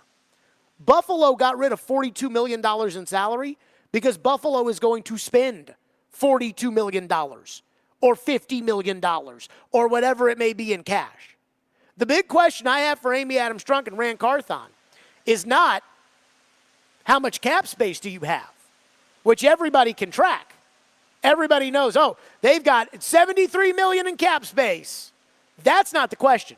The question is, how much money is Amy willing to spend? The NFLPA put out yesterday the 2023 spending, and I was shocked when I saw the number that they gave the Titans. That can't be right. That they said that the Titans spent like $230 million on their roster last year. And if they did, holy crap, what a disaster that was. But this is, again, what they had as far as the cash spending in 2023. They had the Titans at 222.7. The Texans were at 269.8. If Amy gives Rand Carthon and Brian Callahan $270 million, if that's the budget, there shouldn't be. I could have signed more players. I set the budget at $230 million. Because, again, they were at, 227 last year. According to Spot Track right now, they're at 123. So I set the budget at 230. If she sets the budget at 270, you really can't fill every hole. You will be able to spend the money. But guess what? Unlike the cap stuff that, again, you can find online and get an idea of it, they'll never tell you what the budget is. But that is the most important part. Kyle is up next. Our phone line is driven by WilsonCountyHyundai.com. Thank you for calling. What's up, Kyle? Hey, buddy. Disappointed in you today, man. You haven't said anything crazy I can call in and argue with you about. But Kyle, get to the point. All right. Will Levis, man, I'm right there with you. I think we could be sitting on a top 5 quarterback. I've come along. I think we need to spend the money on him. We're not going to worry about 2 years from now if he's all pro and we wasted a few dollars on a guard that wasn't quite worth it. Receiver, get the crazy Jacksonville Jaguar receiver. Go get Darnell Mooney. Bring them in here. Let's have some fun. Defense, go cheap. I don't care if we give up 40 points a game. We go 8-9. I want to develop a top 5 quarterback, and I believe in it, man. Thank you for your call. I guess you missed the part where I said a defense was really important for a young quarterback. See, winning and losing matters. Like, that's what people care about, is the winning and the losing, and you know that. When it comes to talking about, I have Eric Eager, who is analytic guru at Sumer Sports, came on our show at the Super Bowl. He and I argued about the cap and everything else. And, I mean, he's a good man. And I spent some time with him at the Super Bowl off the air. And he's a good man. Works for Thomas Dimitrov now, used to be at Pro Football Focus. He's been tweeting out for like the last month that Joe Burrow and Justin Herbert are just as good quarterbacks. That the analytics and everything else would say that Joe Burrow and Justin Herbert are the same. Ian, do you think Joe Burrow and Justin Herbert are the same? Burrow and who? Herbert. The same? Yes. Not exactly. The same level of good. I think I like Burrow more. Why? Well, he seems to be winning a little bit more. Thank you. Because he wins. And so when it comes to winning, defense matters. I look back to Levis this year. If Levis had had a defense that didn't crumble against the Colts at home, and the Titans have won that game, we'd have been sitting there after they had won when he drove them down and they scored and missed an extra point, and he drove them down and they kicked a field goal only to have Indy come down and score a touchdown. We would have been saying, our young quarterback led us to victory. And I know that because that's what you did after the Miami game. And so those things matter. So defense is important.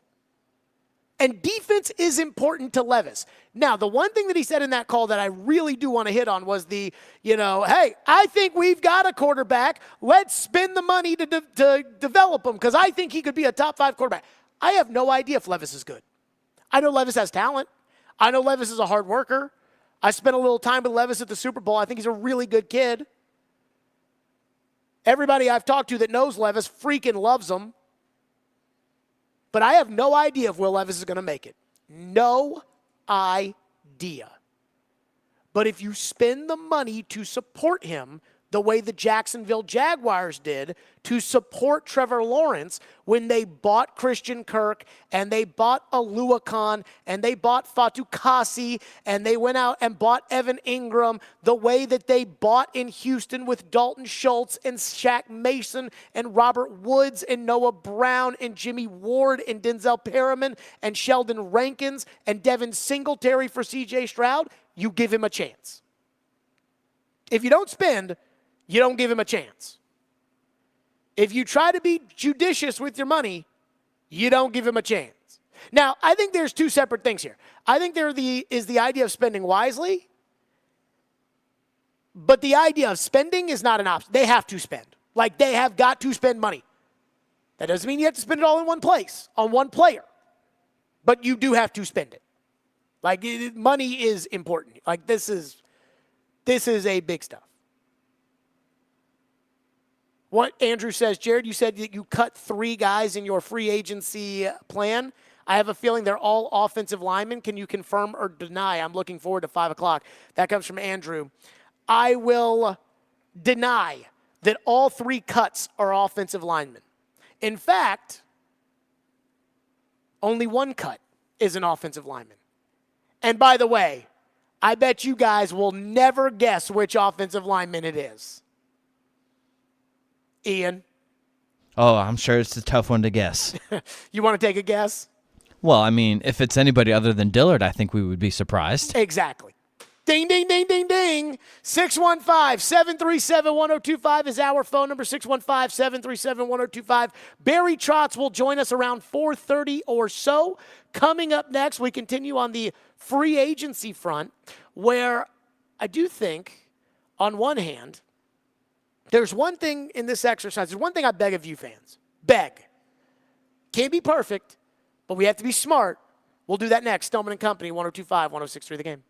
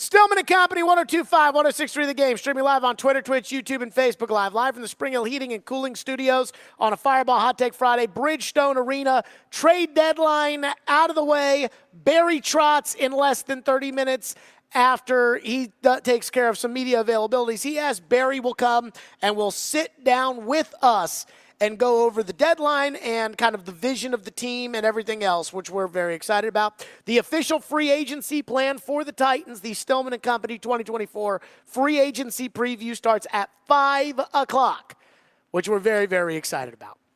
So there's one edict that I want to pass down to everybody when it comes to really any kind of acquisitions in the NFL, but especially when it comes to player acquisitions. And it is dumb guys stay dumb, fat guys stay fat, and injured guys stay injured. So over the weekend, I put together the free agency boards. You know, left tackle, wide receiver, right tackle, right guard. You know, just, okay, which guys out of these do I like? Which guys out of these do I think are kind of overrated? Which guys out of these do I think can, you know, help your football team out? You know, red is bad, green is good, blue is just a fact, you know, as far as the boards are concerned. And after putting the board together for left tackle, which I think we all agree is one of the most important positions the Titans have, I stopped worrying about left tackle. They're going to draft it with their first-round pick one way or another.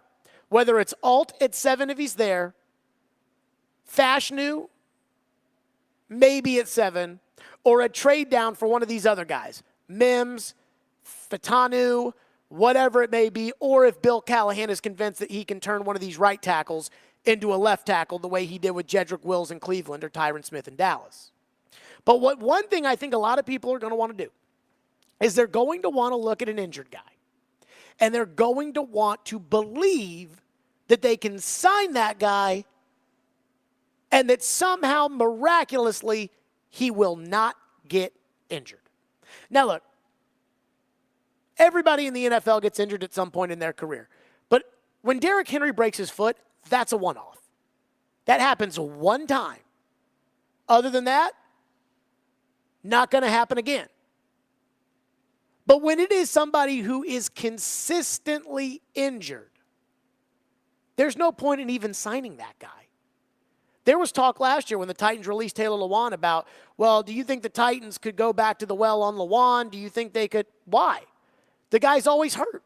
And once you're always hurt, it doesn't matter if I'm paying you $20 million or $2 million.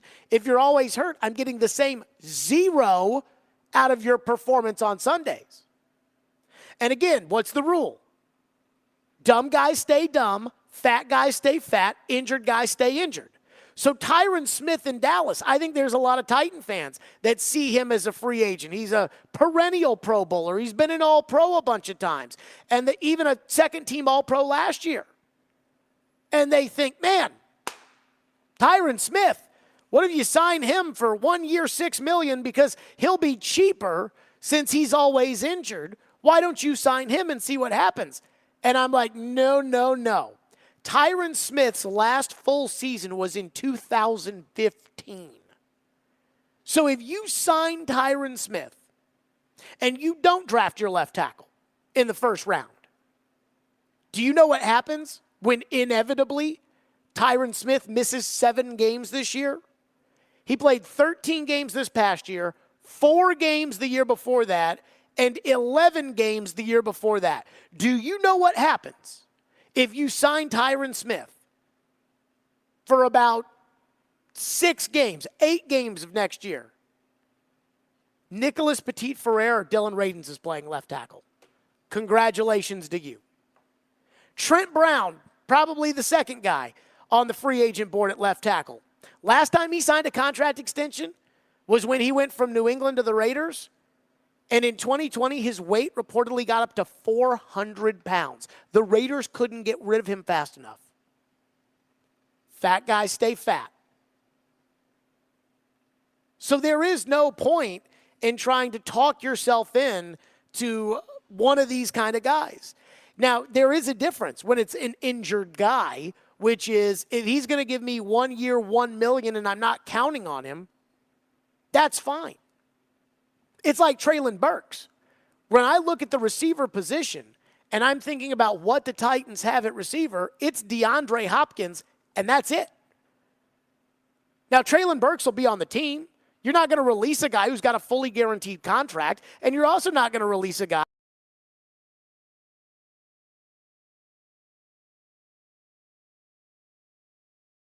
Burks. Why? Because Burks is always injured. It's not Burks' fault. Listen to everybody around the Titans talk about him, about how hard he worked last offseason and everything else. It's not Treylon's fault, but it is reality. So do not talk yourself in to any of these guys that are chronically injured, that chronically miss games. You cannot give those guys money because the second you do that, they'll get hurt. And now Jalen Duncan is starting. It's bad enough that you're going to have injuries along the way no matter what. But it is bad enough to try to invest in a guy and say, well, you know, if we give him a bunch of money and, again, fat guys stay fat, Trent Brown. Injured guys stay injured, Tyron Smith. Dumb guys stay dumb, Calvin Ridley. Be careful. Don't talk yourself into this stuff. 615-737-1025 is our phone number. 615-737-1025. We'll hit some phones here on Stillman and Company, and we'll do it next. Fireball Whiskey. That's right. What a great time to celebrate. The trade deadline is behind us. Now we are focused on the playoffs and the success that we've been having. That you got to toast that with Fireball Whiskey. It goes down so smooth and it tastes so great. There's no better way to ignite the night. Celebrate the weekend. Basketball season coming to a close this weekend. Fireball Whiskey. If you're on vacation soon, spring break's coming up, you want to make sure to celebrate with Fireball Whiskey. Ignite the night. Please do it responsibly and be 21 years or older to enjoy. That's Fireball Cinnamon Whiskey.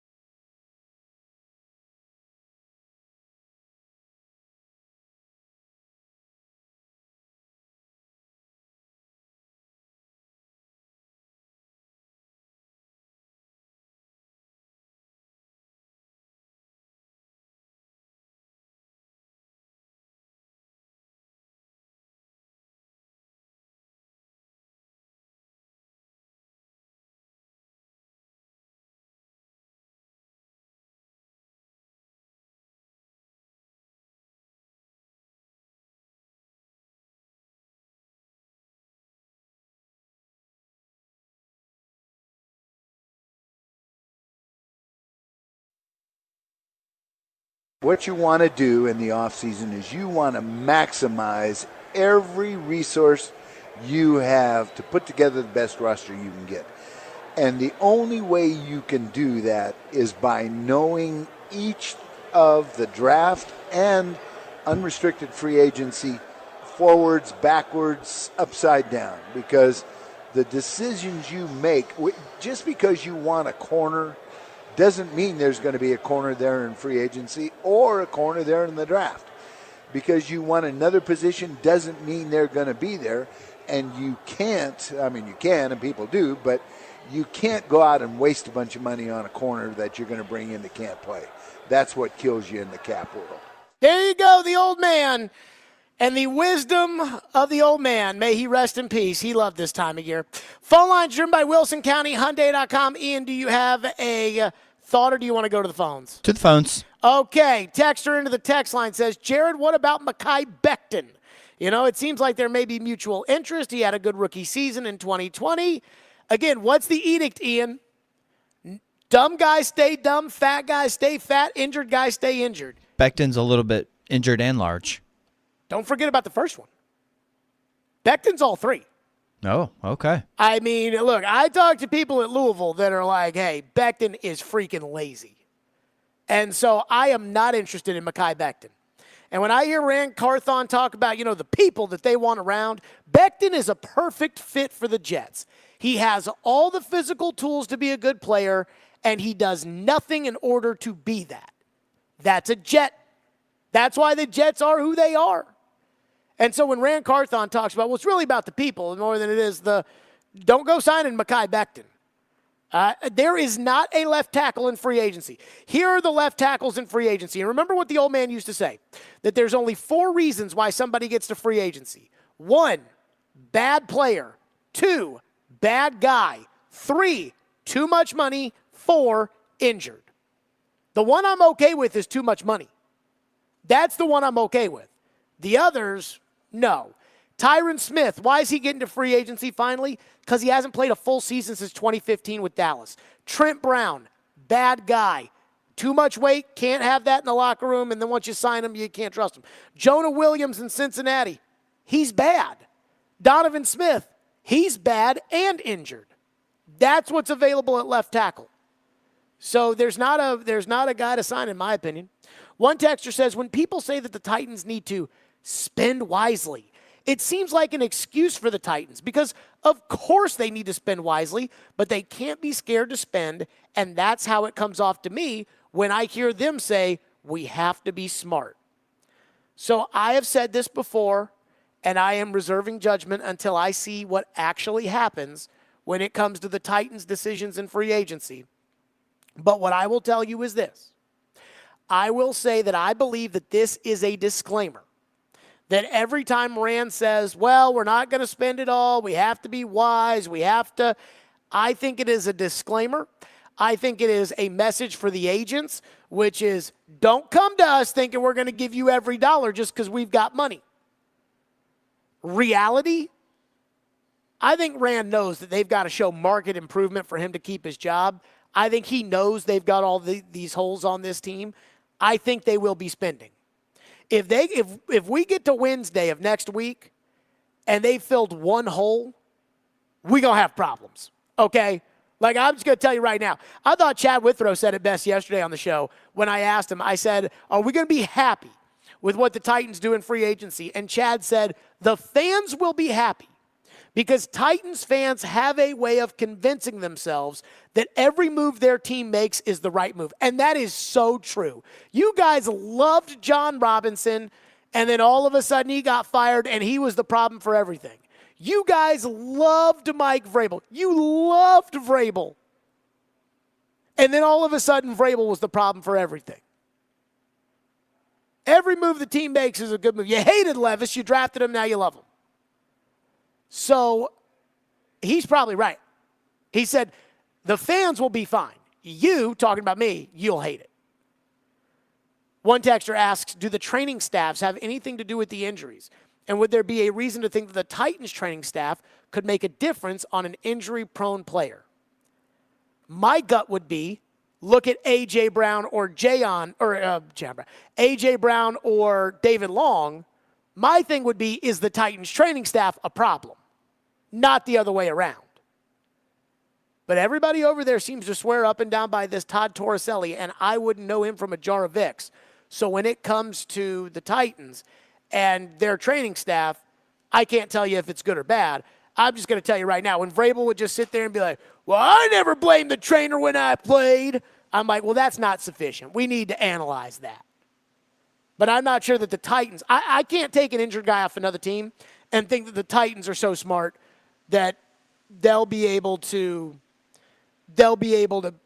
come away from it. One texter says, let's talk center. If the Titans don't come away with Andre James or Mitch Morse in free agency, then what the heck is the plan? So I don't think Andre James and Mitch Morse are the only guys out there. In fact, I don't think Mitch Morse is very good. And I think that's part of the reason why Buffalo cut him.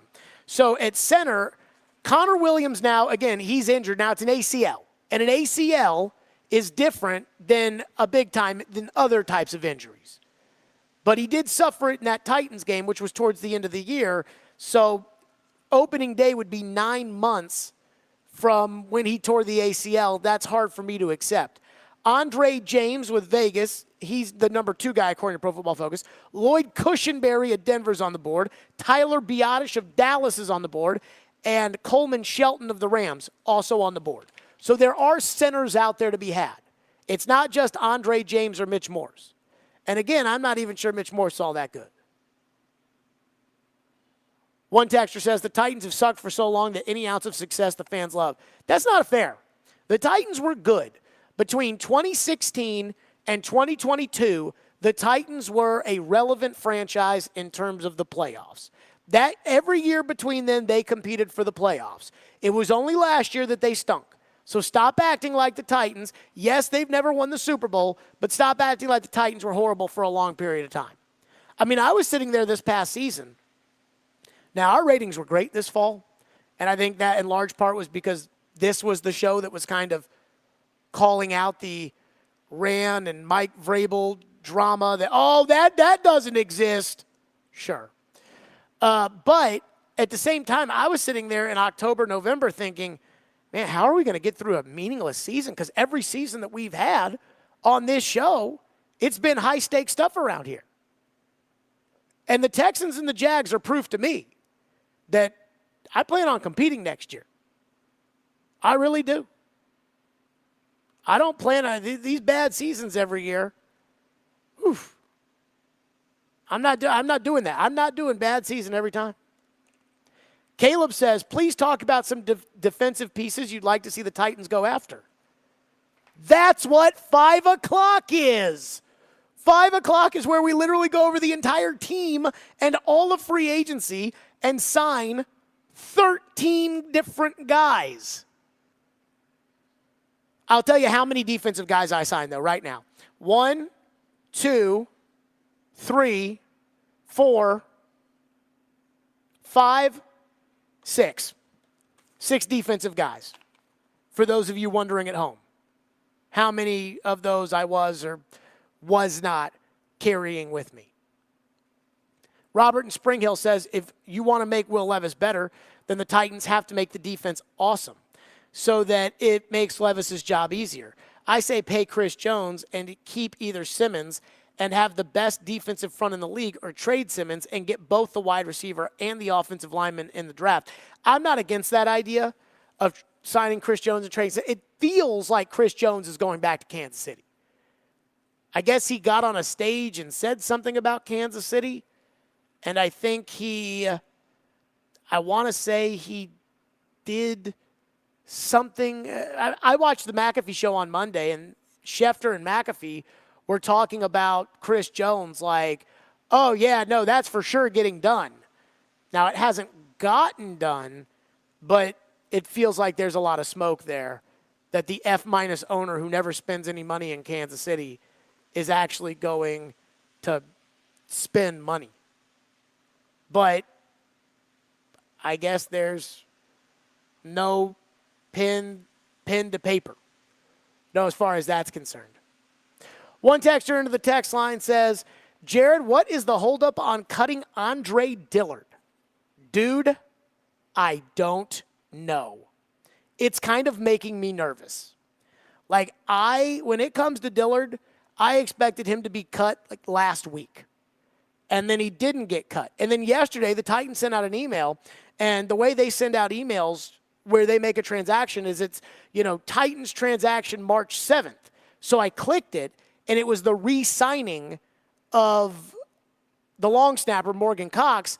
And I'm like, are they actually considering keeping Andre Dillard on this team? Are they actually considering it? Is it on the table? And, I think Bill Callahan's probably a great line coach. I don't think, Andre Dillard, I don't think he's got the heart to be able to play offensive line in the NFL. I'm just going to call it how it is. I think he's too soft. So when I see that, oof. I mean, I don't know why he's still on the team. I have no idea. Don't ask me because it doesn't make any sense. I'd release him. If for no other reason, let him get a jump start on finding some other team to join. If you want to pretend to care about him. One texter asks, is Blake Corum an option in the draft? I don't know where he's projected to go, but I do think he would be great to pair with Tajay Spears and Will Levis. So I don't know about the running back depth in the draft, which would be an important thing to know with the Titans having all these late picks. If they could get a Pacheco in the 7th round, it'd be really nice. And then they wouldn't have to spend any money at that position. But that I couldn't tell you about. And I don't know where Corum is supposed to go either. 615-737-1025 is the phone number, 615-737-1025. Barry Trotz joins us right here next. Stillman and Company, let's talk about Window Nation. It is that time of year. If your windows need replacing, you need to go to windownation.com now. That's right, windownation.com. March is a critical time to check your home's windows, so call the pros at Window Nation because, again, if they're cracked or if they don't shut all the way or if you need to replace them, and if your energy bills are skyrocketing, you probably have a good idea. It's time to add value to my home. It's time to lower my energy costs. It's time to do this the right way. Do it with Window Nation. And right now, it's more affordable than you think because for every 2 windows you buy, you'll get 2 windows free. Plus, 0 down, 0 interest, and no payments for 24 months. So give them a call, 866-90Nation, or visit windownation.com. Again, for every 2 windows you'll buy, you'll get 2 windows free, 0 down, 0 interest, no payments for 24 months, 866-90Nation, windownation.com.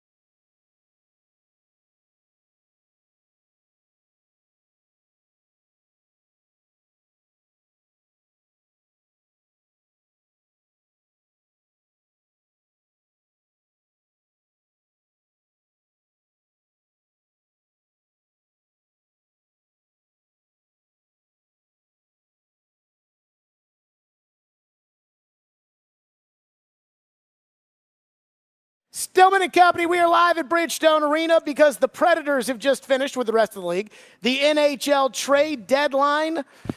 Barry Trotz joins us now on the program, presented by Gary Force Acura, Predators general manager. So you said 3 weeks ago and 3 weeks ago and 3 days. You said, if this team tells me that I should be a buyer, then I'll buy. If this team tells me that I should be a seller, by their play, I'll sell. Well, the last 10 games, you're 9-0-1. So I think they've answered that question for you. Absolutely. So you go out, and the deals you made, you add Anthony Beauvillier yesterday for a 5th-round pick. You ship out Yakov Trenin and a prospect for a 2025 third-rounder and a prospect. You add Jason Zucker for a 6th-round pick, and then today made a move where you sent Denis Gurianov to Philadelphia. My biggest question is this. Did it feel like you really bought at the deadline, or did it feel more so like you made deals that came to you? No, we worked hard at everything. What we were in a really unique situation is we're probably the only team that's sitting really in a playoff position that we were probably thinking we're going to be sellers like 3 weeks ago. Mm-hmm. And I was preparing to sell a lot of the UFA guys if we weren't there. But they responded, and I had to pivot. And I had to get a balance where I felt, how can I keep this team together and make it better without using our draft capital at a high cost? Add some depth, because our depth is a lot of our young kids that are in Milwaukee. Mm-hmm. So I tried to have a really balance. Which UFA do I keep because it keeps our team better, and I might want to do that long term. And who do we sign? A lot of times you can get some signings done too. So we have to balance all that. And I think our group did a hell of a job, actually, of balancing that. I think today we're a better team. We're a deeper team. And we haven't really expended a lot of draft capital. We used our salary cap advantage because we had lots of salary cap room to get a deal on a Jason Zucker for 6th round where, if you didn't have that, they're retaining, and Jason Zucker's a, 2nd round or sure. 2nd and 3rd. So those things really worked in our advantage. And I thought we've stayed the plan. We haven't touched any of our future. We've actually added to our future by moving up and getting a 3rd pick. And we feel that Jeremy Hansel is a legit prospect. We moved out Graham Sword, who we drafted, we felt that we're probably going to move on from him. So, from our situation, I think we accomplished what we tried to do. When it comes towards, this team right now this year, and you add Zucker and you move out Trenin and add Beauvillier, kind of where do you see Beauvillier fitting in? Where do you see Zucker fitting into the current lineup as is? Well, I'm going to leave that up to Andrew, but I felt that we got to replace Trenin. Trenin was really a solid player for us, and I think Jason adds a little bit that hardness. He's a dog on a bone. Mm-hmm. He works you over, but he's got a skill level. I mean, he's scored 27 goals. He's been a legit 20-goal scorer in his career. So, and he's been a hard player to play against. So he fits in that Trenin mode, with a little maybe a upgrade in terms of skill. Probably not an upgrade in terms of the volume. Like Trenin hits you, he shakes the room sometimes. Mm-hmm. He's a big, strong man. But his overall game, he has done some penalty killing. He can be on the power play and be a very effective power play, which will be really huge, especially your second power play, and be a dangerous. I've had Anthony Beauvillier, and I had him, I think, for 44 games in 2 years in the playoffs, and he had 27 points. It is hard to get points in the playoffs, and so he adds speed, skill. Once these guys learn to play our style of game, I think they're going to be tremendously effective and give us some secondary scoring, because we rely so much on that top line night in and night out. And you've seen it during this streak. We've had really good contributions through the whole lineup. So if we can add some more contributions to the lineup, then it just makes us more dangerous. Barry Trotz is with us. How much were the conversations between you and Andrew Burnett? You talked about chemistry on Tuesday, and you said didn't want to mess with the chemistry. You coached Beauvillier. he coached Jason Zucker. How much of that played into the decision to add those two guys specifically? Well, I think I've been in constant contact with Bruno. You know, when I coached, you know, there's always that, I want that guy, and Bruno has been absolutely wonderful. He just said, I like you. You know, players we have similar sort of traits in terms of what we like. But he said, whatever the decision for the organization, I'm fine. We'll work with it. We've got a really great group here. We've got great leadership, and we play together. And I think these guys will be really good fits. If you talk to the people in Arizona, they'll rave about Jason Zucker, even though he was only there 1 year. Anybody who's played for Minnesota, a few teams, they will say the same thing. I had Anthony Beauvillier, and his teammates will say the same thing. But I had it up and close and personal when you coach a player for a number of seasons and then go deep in the playoffs. You find out a lot about the player and the human himself. So I was very, very confident that Anthony can be a real good asset for us. How close were you on a potential deal with Carrier? Well, we're still working through that. That was something that we had to decide. Was the asset and the harm to the team more than there's certain things that you want to do. Did we give up possibly an asset? Yes, but I think we would have hurt the team more. And so when we balanced that out, we said, you know what, we can't find a defenseman right now at the prices that they were that's going to replace the chemistry and the teammate and the person that Alex Carrier is. So we said, why do that? We just, we want. There's certain things that you honor as a coach and the team. We promised the team we were going to make it better, and I think that's what we did. So you signed Fabro and Jankowski to deals, signed Novak earlier in the week to a deal, signed McCarron and Cole Smith way earlier in this process. Yeah, that was part of the trade deadline. Those were important pieces going forward because everything has to fit really well going forward. If we want to add something, say at the trade or not the trade deadline, free agency, we have that ability if we get everybody at the right number. If we don't, then it blows it up. So we have to be very, very almost sharp to the point of what that number can be.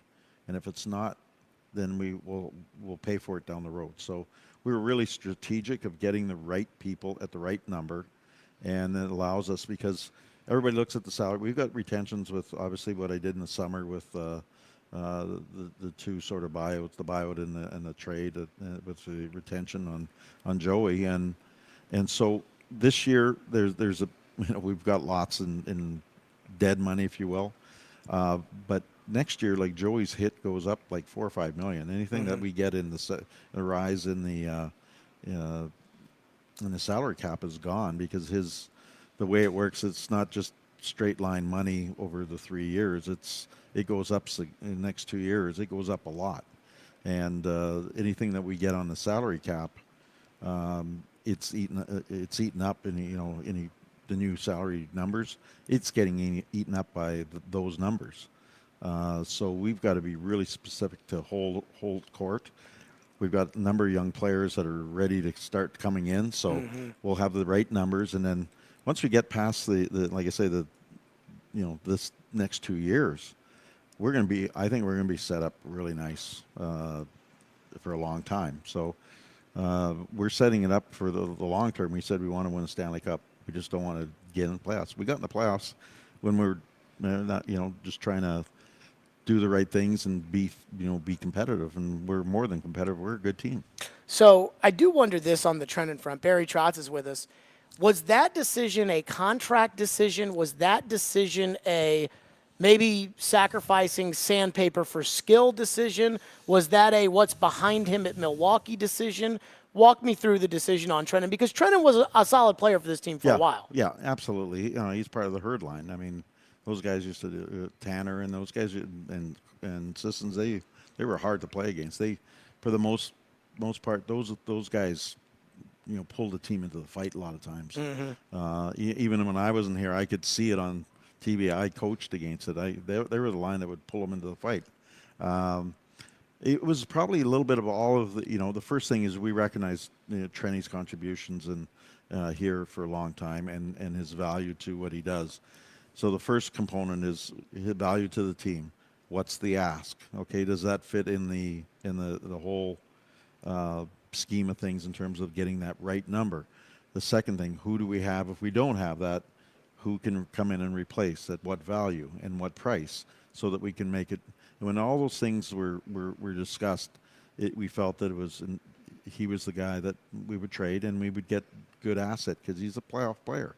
I mean, he's going to the Colorado Avalanche, who knows, we might have to play him in the first round, and that's a big load to handle. But at the same time, when I came here, we said we're looking for the long-term vision where we want to get to. So I had to take the emotion out because Trenny's a fantastic human. He just is. He's a great teammate. Who do you see behind him that may come in when you talked about the long-term plan of who could replace him on the way? Well, I think it's a couple things. You're not going to have the heaviness, but we talk about Zach LaRue being that nasty, hard type of guy. Sure. So you look at that fourth line that we've got going right now. McCarron, he's physical. You see Cole Smith that brings it every night. Kiefer Sherwood is a guy that's playing really well right now, and that's a lot of sandpaper. And then that could be a LaRue type of thing and heavy. And we've got Igor Afanasyev, who is 6'4", big body. They could fill in that role too. So at a lot different costs. So all those things were taken into consideration. What piece would affect the team the most, and what pieces do we have that we can replace the piece that we move out? So that's how we looked at it. Barry Trotz is with us. I have a theory about you that I think I've learned over the last year, and that theory is you like to have options. And because when I saw the deal for Zucker, and normally a buy at the deadline is a first-round pick, a second-round pick. It's this guy's probably not that great of a forward, but we got to add some offense. So second-round pick for this kind of – you didn't do that. You traded a fifth-round pick for Beauvillier and a sixth-round pick for Zucker. And when I totaled it up and I looked not only at what the team looks like now, but what is at Milwaukee or even further on behind that, I looked at the forwards. Tomasino's at Milwaukee, Kimmel's at Milwaukee, Parsonen's at Milwaukee, LaRue's at Milwaukee, Afanasyev's at Milwaukee.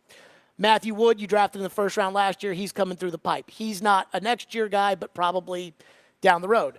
Defense, Stasny's at Milwaukee, and then Molendyke is a guy who's probably down the road. Goal, I think we know what who's at Milwaukee there. And then I looked at the picks. First, second, third, fourth this year. First, second, third, fourth, fifth, sixth, seventh next year. You have the ability to replace guys if you want by going to Milwaukee and getting other guys. Also by replacing them long-term by drafting other guys. And yet, you still have a team that has depth and options here from the standpoint of you can put a Tyson Barrie in there on a certain night, and somebody has to come out. If Beauvillier and Zucker are in the lineup, somebody has to come out, whether it's Jankowski or Sherwood or whomever. To me, that's options. Yeah. And so that's what I realized is that instead of the traditional buying and selling, you focused on giving yourself long-term the options. Yes, absolutely. And the great thing about having that is that you're able to not only focus on free agency, you can focus on a type of trade that can help you with players that can help you right now. You can also focus on one of those, like we have some great forwards in Milwaukee. We have maybe a duplicate. We might say, hey, I got this to another team. I got a great forward that we feel is equal value to that defenseman. You got too many defensemen. I can fill in those rosters. So it allows me the flexibility, the option to do that, to replace expiring players and get the players that we want, or not get in those long-term necessarily the contracts where you don't have a player that you get stuck with. The players that get the long-term contracts, they deserve them, and they've earned them. But Father Time always wins. It just does. And so there's a certain point where, a player is outperforming his contract maybe at the start, then he's performing at his contract, and then he's not. And when he's not, that's when everybody gets angry, and it locks you up, and they have those uncomfortable conversations. And this player was a first line player when you signed him, and now Sure. he's trending to a third line and It's a $7 million for that type of Yeah. reaction. On the option front with Saros, you have options. Whether it is extending him, whether it is trading him, this offseason, trading him at next year's deadline, but there is a clock on those options in terms of how do you process that, and where do you feel about those options? Is there any one option that you circle with him and say, okay, right now this is the plan, it could change, but this is my favorite option, or how do you weigh these? Well, I just like I talked to you, I try to tell you exactly how I feel. I have had those conversations with Juice. I want Juice to be a Nashville Predator, but at the same time, I said, if someone comes and knocks my socks off, I have to do it, so that there's no, this or that. I try to be very, honest with our players, and because I care about them. I care about them. They have souls. They're humans, but they also. I also believe that as a coach, I was always in a partnership with the players. Mm-hmm.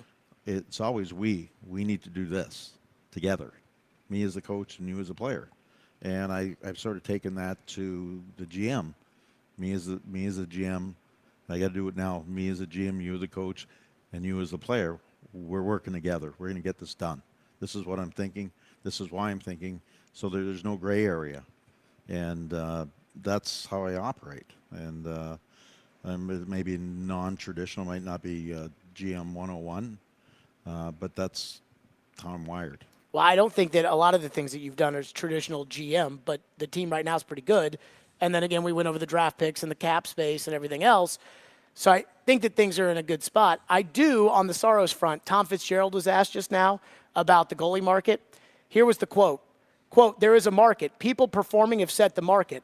All I'm trying to do is be fair in that market, but you also need a team that wants to make fair deals too, versus just extorting you for every big asset that you have. Yeah, absolutely. But he's doing it. I will say this with him. There's both sides of the story. If you want to, he's talking about extortion. As a GM, you try to get the most for your player. Sure. You don't want to give your player off for free. The asks and the offers have to be reasonable and in the right order. And if they're not, then they're not deals. When it comes to this team, Barry Trotz is with us, presented by Gary Force Acura. Hockey's a weird sport.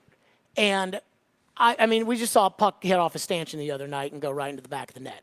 But it's a weird sport from the standpoint that there are times where it does feel like teams make the playoffs and they don't really have much of a chance once they make the playoffs. Then there is kind of this notion that anything can happen in the playoffs, and we've seen that here, and we've seen it both good and bad.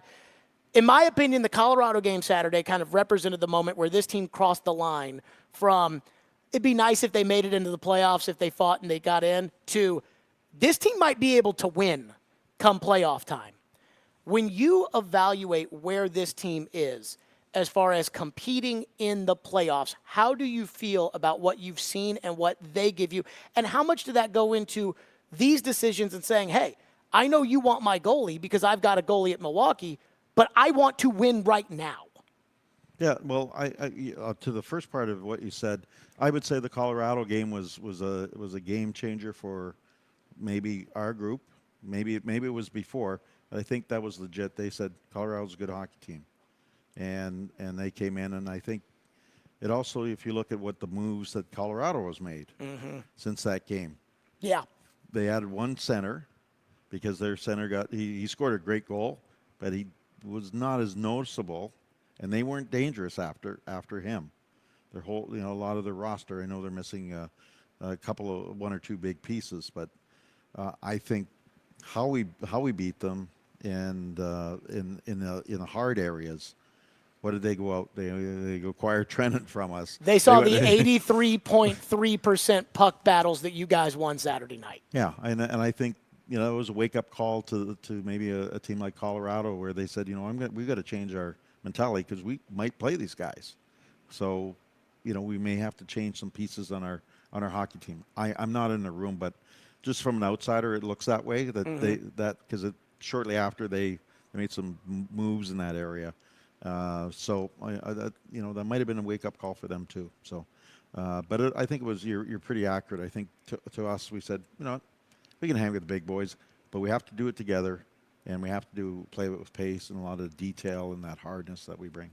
Last one for you. Right now, you've got a team that's pretty good. You've got your coach that you hired that has clearly had an impact on this team, and things look to be going well in that regard. You've got cap space this upcoming season. You haven't locked yourself into any unmovable contract that is an albatross right now on this team, and you got a ton of draft picks. So when it comes to building this team the way you want it to be, what now is giving you anxiety or keeping you up at night that you would say, I wish I could address this or fix this?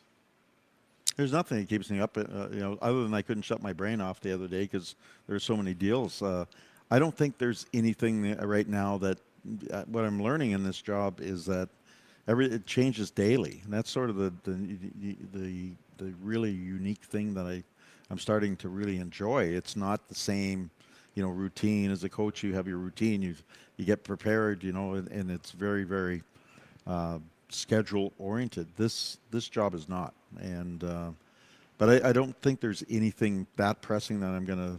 I've learned to deal with pressure in my last 25, 30 years of coaching. So nothing really makes me that worried right now. But there'll be something come around tomorrow, and I'll be like, "Are you kidding me?" Mm-hmm. And that will not make me sleep very well. But those are the things that I enjoy about this job now. The things that I didn't, you had to get out of my comfort zone. My comfort zone was in the coaching area for so long. Now I'm getting comfortable with the help of the Brian Poyle and Scott Nickel and Jeff Kelty. They're fantastic. They're good at what they do, and you surround yourself with really good people and smart people. You can get through a lot of stuff. Last one for you, Barry Trotz with us. When you added the salaries that you added, and that also goes on top of the Johansson move, the Duchesne move, what is the conversation with ownership like? Because I'm sure ownership, has a budget for what the team is supposed to spend, but I think some owners would have a hard time paying money for things that aren't on the team anymore, or taking on a contract so that you end up giving up a sixth instead of a second. So what are those conversations like? Well, they're good. This ownership has been fantastic. I think Bill Haslam coming in and Herb have been nothing but wonderful, and the other owners as well. They've asked me to, when I came here, asked me to come in. Let's fix it. Let's do something that is different and freshen it up and get it to a different level. My intentions all year. As I said, this could be ugly. Sure. You got to have a stomach for this. And what we've learned is that we've got great culture. We've established the culture. I don't know if we have the culture if I don't do what I did in the summer. I don't know if our team would be playing the way it does if I didn't make the coaching change. Usually, going by the GM 101 book, you hang on to the old coach. Team doesn't go off to a good start, then you fire that coach and you go to the next one. That wasn't the way I thought. I said, I'm going to get the culture right. I'm going to get the coach that with the style of play that I want. And there's nothing against John Hines. I mean, that was a very difficult. I saw how good he was at the end of the year and what he did with that team. But I just felt that the style with the group and all that was going to be a little different. And we're playing different, as you see. That I felt that let's do it now because I'm not worried about taking some swings. I've asked our scouts to take swings, and I've asked our owners to trust me in those swings, and I've taken some swings. Like, there's a lot of, when I did what I did last summer, there's a lot of GMs go, that took some it took some skin there to do those things, but you know what, it sends a great message. I mean, what we did we had to do because I didn't like the way we were playing.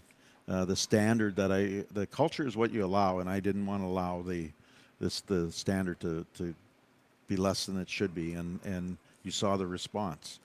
We did what we did because we believe in culture. We believe in creating a winning culture, and there's a certain standard that has to be held all the time, and that's what we tried to do. And ownership has allowed me to do it. So without them, it's impossible. If you just say just fix it, you can't just fix it by snapping your fingers. You gotta take your swing, and you gotta tell everybody what you're trying to do. And once they understand what you're trying to do, I think everybody can fall in line. And once everybody falls in line in terms of what they know the standard and what is expected, then you're going to get some performance.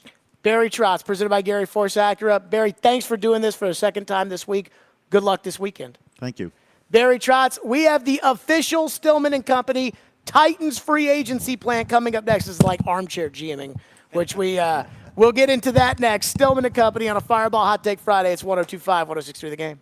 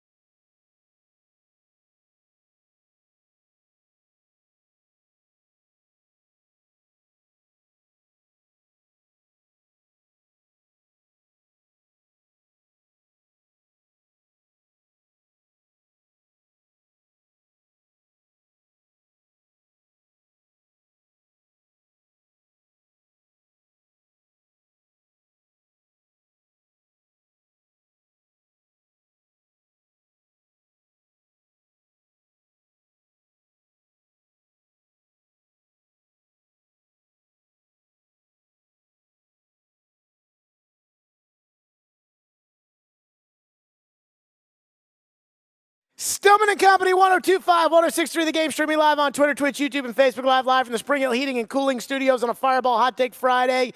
Ian, it was a long interview with Barry Trotz, so we appreciate everybody sticking through as we get to the official Jared Stillman 2024 Titans free agency plan. This is one of my favorite events, days of the year.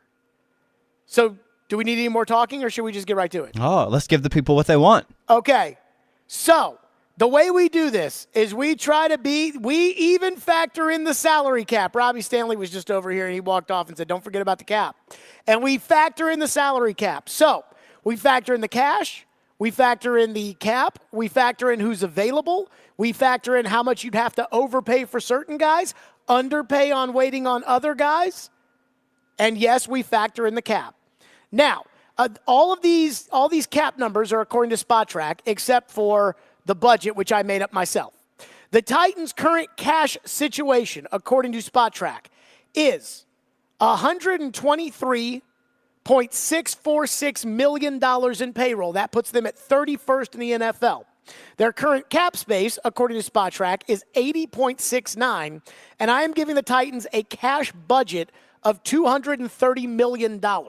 The Titans, according to the NFLPA, spent somewhere around $222 million last year, so we're going to give them $230 million. Still less than the $255.5 that the cap is, but that's okay. So, our first move, number one, release tackle Andre Dillard. That move would save $9 million in cash. It would save $2.286 against the cap, and we are releasing Andre Dillard. Number two, release linebacker Luke Gifford. It would save $1.75 million in cash and $1.75 million against the cap. And quite frankly, I can't remember a single thing Luke Gifford did last year, so I don't have a need for him. He's gone.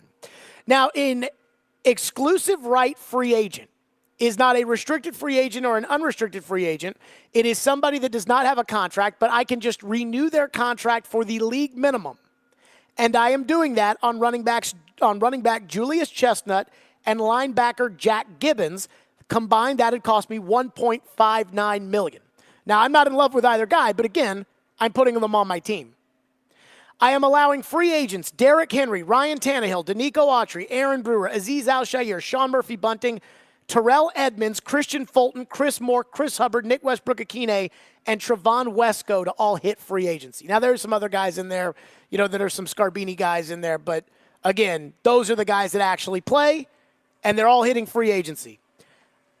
Look, I want Derrick Henry on the Titans, but between Derrick not wanting to be here, which I think is a reality, and how I'd rather spend the cash, it just doesn't make sense for me to bring Derrick Henry back. Tannehill, I think that's pretty obvious. Brewer, pretty obvious. Danico, I'd rather go somewhere else, quite frankly, than Danico, who I have a ton of respect for. I think is a good player, and I think still has a lot of time ahead of him. Azeez Al-Shaair, I think that he's not that good, plus that San Francisco thing bothered me enough that I don't want him back. Murphy-Bunting stinks.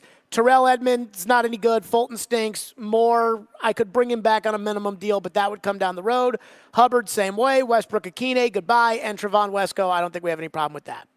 Ian, are you ready to sign free agents? Ready. Number one, day one signing, which means I have to overpay the Pro Football Focus projected salary because I am targeting this guy. I have to have them. He is a day one guy.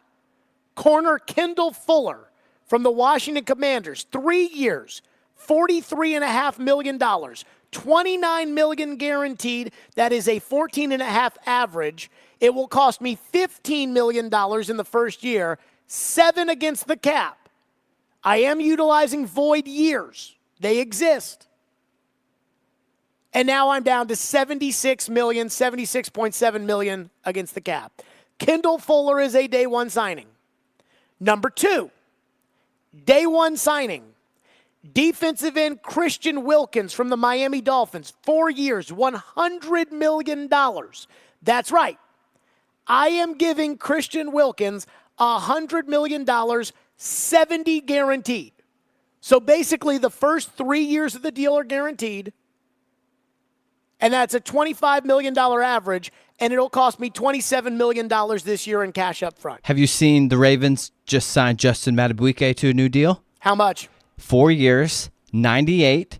That includes 75.5 total and 53.5 at signing. Okay, so we got to up the guarantee on Wilkins, but I think we're in the ballpark at 4 and 100, right? Yep. So Wilkins at 4 and 100 might have to be a little bit more than that, but again, it would cost me $9.4 million against my cap. And you're probably thinking, wait a minute, what? What? $9.4 million? Yes. With a void year and a huge signing bonus this year for Christian Wilkins, he would have a low cap number. That cap number would skyrocket in future years, but that's fine because, well, you can just restructure those contracts. So day one signing. Center Tyler Biadasz from the Dallas Cowboys. 3 years, $24 million, 14 guaranteed, $8 million average. It would cost me $9 million in year one, $2.6 million against the cap, and I am now at $70 million in. Oh, got one more deal to get in there. But right now I'm at about $70 million in cap space before the Wilkins deal. And my final day one signing. So I've signed Kendall Fuller on day one. I've got one corner signed. Center, Tyler Biadasz from the Cowboys. I replaced Nico Autry with Christian Wilkins. Right tackle, Jermaine Illuminor from the Las Vegas Raiders. 2 years, $16 million. $10 million guaranteed, an $8 million average. Again, that is above the Pro Football Focus number for Illuminor, and that would cost me $8 million in cash this year, and that would take me to 61 with a cap number of 3.5, $61.3 or $236 million in cap space. So those are my day one signings. Again, Fuller, Biadasz, Illuminor, Wilkins.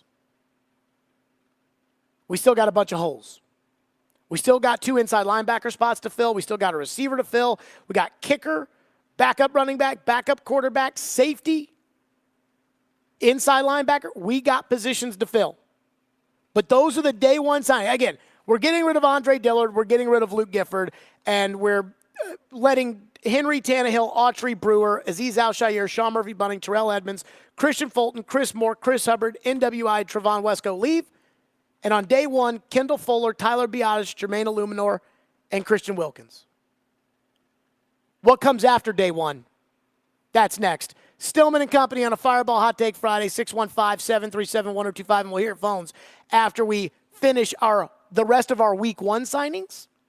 And then the positions that we wait on where there's a lot of guys. We'll do that next here on Stillman and Company. Hiller Plumbing, Heating, Cooling, and Electrical. You know I love Hiller. They are the best. They are proud supporters of the Preds, the Vols, and Vandy, and they do a fantastic job at my home. They can do the exact same for you. And this month might be your lucky month. That's right, because at Hiller, they've got the Happy's Golden Ticket Sweepstakes. Enter to win at HillerGoldenTicket.com. All you have to do is enter your email and you're automatically entered to win. Prizes include a $5,000 Hiller gift card, a $1,000 Hiller gift card, or one of 10 Happy Hiller Club memberships. Take advantage of zero-interest financing for 12 months on select new HVAC systems, tankless water heaters, and whole home generators. Do not miss out. Enter to win now. Again, that's HillerGoldenTicket.com.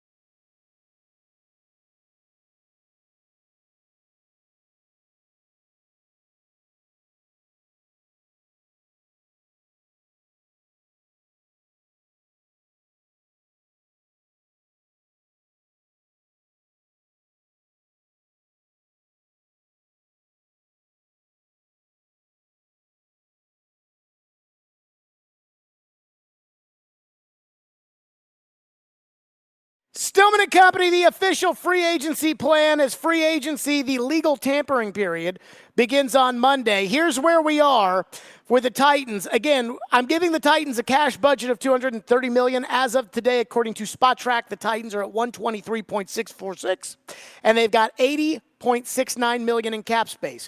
Releasing Andre Dillard and Luke Gifford, tendering contracts to Julius Chestnut and Jack Gibbons, and allowing Derrick Henry, Ryan Tannehill, Danico Autry, Aaron Brewer, Azeez Al-Shaair, Sean Murphy-Bunting, Terrell Edmonds, Christian Fulton, Chris Moore, Chris Hubbard, Nick Westbrook-Akine, and Trevon Wesco depart as free agents. Our day one signings: Kendall Fuller at corner from Washington, 3 years, $43.5 million. Tyler Biadasz, the center from the Dallas Cowboys, 3 years, $24 million. Defensive end Christian Wilkins from the Miami Dolphins, 4 years, $100 million, 70 guaranteed. And right tackle Jermaine Illuminor from the Las Vegas Raiders, 2 years, $16 million, 10 guaranteed. Where we sit right now, as far as the Titans are concerned, we've got $191 million, $191.8 million in terms of cash. We got a cash budget of $230, so we're taking a big chunk out. $61.236 million in cap space. Week one free agent signings. So these are the signings that are as close to market value as I think you can get. You know, day one, you're going to overpay. Later in the week, guys start to see money drying up. Okay, let me take a deal. Inside linebacker Jerome Baker from the Miami Dolphins. Now, he had some injuries last year. But I'll do 2 years, $15 million, 8 guaranteed on Jerome Baker. I'm giving him the green dot. He is a good player. And I'm basically guaranteeing him 1 year, and then if he's good, I get a second year. So I looked at all the inside backers. Jerome Baker was my favorite. And so I'm going to go with Jerome Baker, again, 2 years, $15 million, 8 guaranteed. It's a cap hit of $4.25 million, and it'll cost $8 million in year one. Week one signing. Now, I put two guys here because one of these two guys, whoever accepts the contract first gets the job. But this is the money that I am allocating for this spot. Wide receiver Curtis Samuel or wide receiver Tyler Boyd. 2 years, $17 million, 11 guaranteed, with a cap hit of $10 million. With a cost of $10 million in year one, a cap hit of 7.25. I would prefer Samuel to Boyd because I think Samuel is the more well-rounded player. They are both currently used as slot receivers. The reason why I went with a slot over an outside guy, Hollywood Brown, Calvin Ridley, or Gabriel Davis, is because I'm going to draft an outside guy with the 38th pick in the draft. So what I'm going to do is I'm going to have DeAndre Hopkins, who can go deep, intermediate. He's kind of a do-it-all guy. He's going to be on his own. I'm drafting a speed guy on the other side that is going to take the top off the defense, and then I need Samuel or Boyd to be the reliable third option for Will Levis. Samuel is more of a deep threat than Boyd. Samuel, I think, is a better player. I would take him over Boyd, but the familiarity with Brian Callahan probably can't hurt. Again, 2 years, $17 million, 11 guaranteed, 8.5.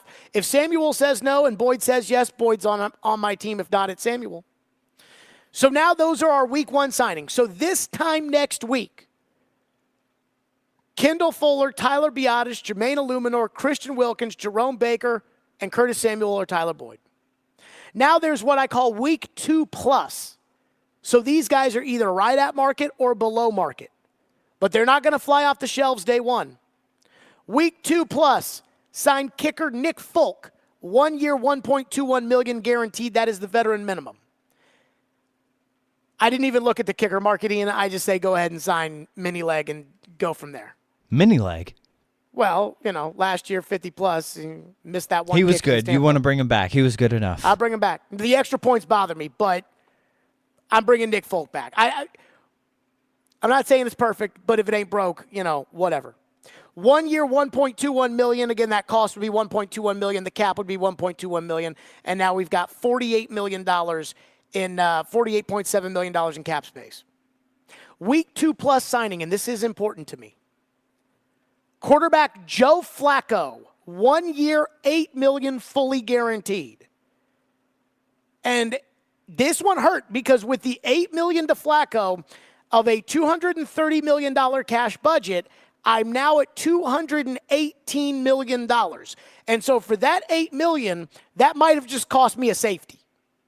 But after talking to Warren Moon at the Super Bowl, after Floyd telling me how important Neil O'Donnell was to Steve McNair, I decided I need a backup quarterback who is a veteran, who has been there and done that, who Levis will listen to, who can run Brian Callahan's system,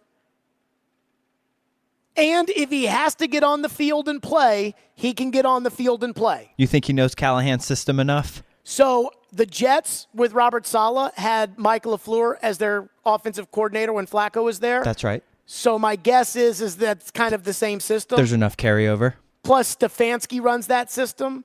Plus Bill Callahan was the line coach. Fair. So they've got that.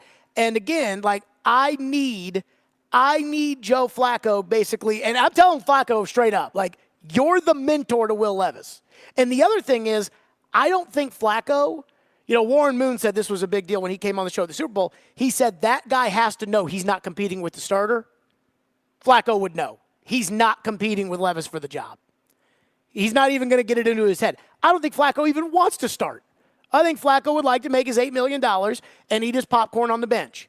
And so that is important to me. It may not be important to you, but it's important to me. Flacco, 1 year, $8 million guaranteed. Running back. And I really thought about this, and if these guys don't take 1 year, $2 million, then I'll just draft this guy later. A.J. Dillon, Green Bay, Deontay Foreman, Chicago, or Devin Singletary from Houston. Singletary would be my top choice, but one of those three guys is going to be 1B to Tajay Spears. Now, I did text Robbie earlier this week and asked him about Dillon, and he says he sucks. No Dillon, no. But I got to have a 1B running back. And so, again, Singletary is my top choice, if for no other reason, because Singletary signed with the Texans last year, and Singletary came in here, and he ran it right up your tush. And so I could see that as a pound the ball with Singletary to be the 1B to Spears for 1 year, $2 million. I could go into a Zach Moss-type market or a better running back market. I thought about, do I set aside money for Saquon Barkley or one of the top running backs to go with Spears? And ultimately, I decided that I'd much rather have Joe Flacco as the backup quarterback, and I'd much rather have Christian Wilkins as my defensive tackle. So I've already got Jerome Baker at one inside backer spot. I'm going to take a flyer, and I am going to sign either Devin White from Tampa Bay, who has been just terrible. High draft pick, tons of athleticism, started off great. The last couple of years, he's been horrible.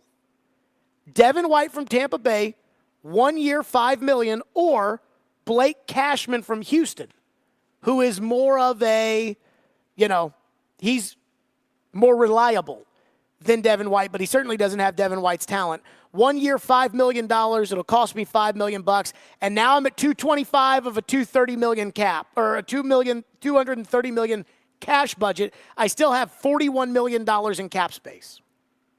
So you know what I'm going to do, Ian? What's that? Releasing safety Amani Hooker. Whoa. Because it'll save me $6.5 million. Here's the problem. Hooker gets injured too much. Hooker was not good last year, especially after the Buyer trade, and there was more of a roll on Hooker. But the safety market is so flooded with veteran safeties that are better than Hooker. And so if Honey Badger signed yesterday for $6 million, I'm not paying Hooker $6.55. Now, what is more likely in this scenario is that Amani Hooker agrees to take a pay cut. Because I'm sure Amani Hooker's probably looking at the safety market and saying, yeah, if I get released, I'm not getting that $6.55 from here. So I'll go ahead and I'll take the pay cut and stay on the team. But I can't assume that he'll take a pay cut. So I am releasing safety Amani Hooker. I'm going to save $6.55 million.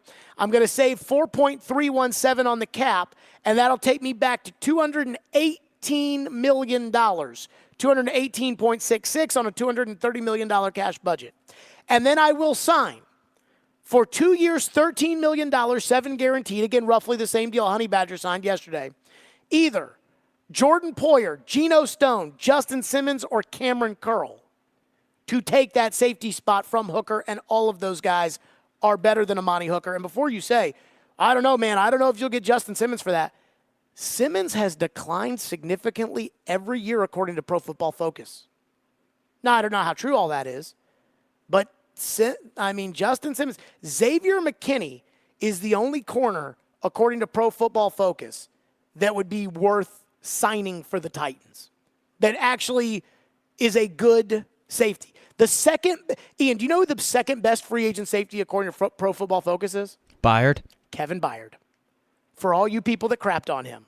Now, look, $14 million or whatever he was supposed to make, in today's safety market, that's just not feasible. I would have cut him too.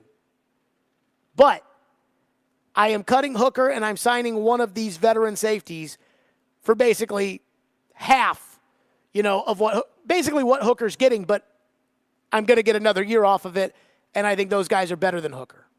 So that's it. Release Dillard, Luke Gifford, Amani Hooker. Tender, Julius Chestnut, and Jack Gibbons.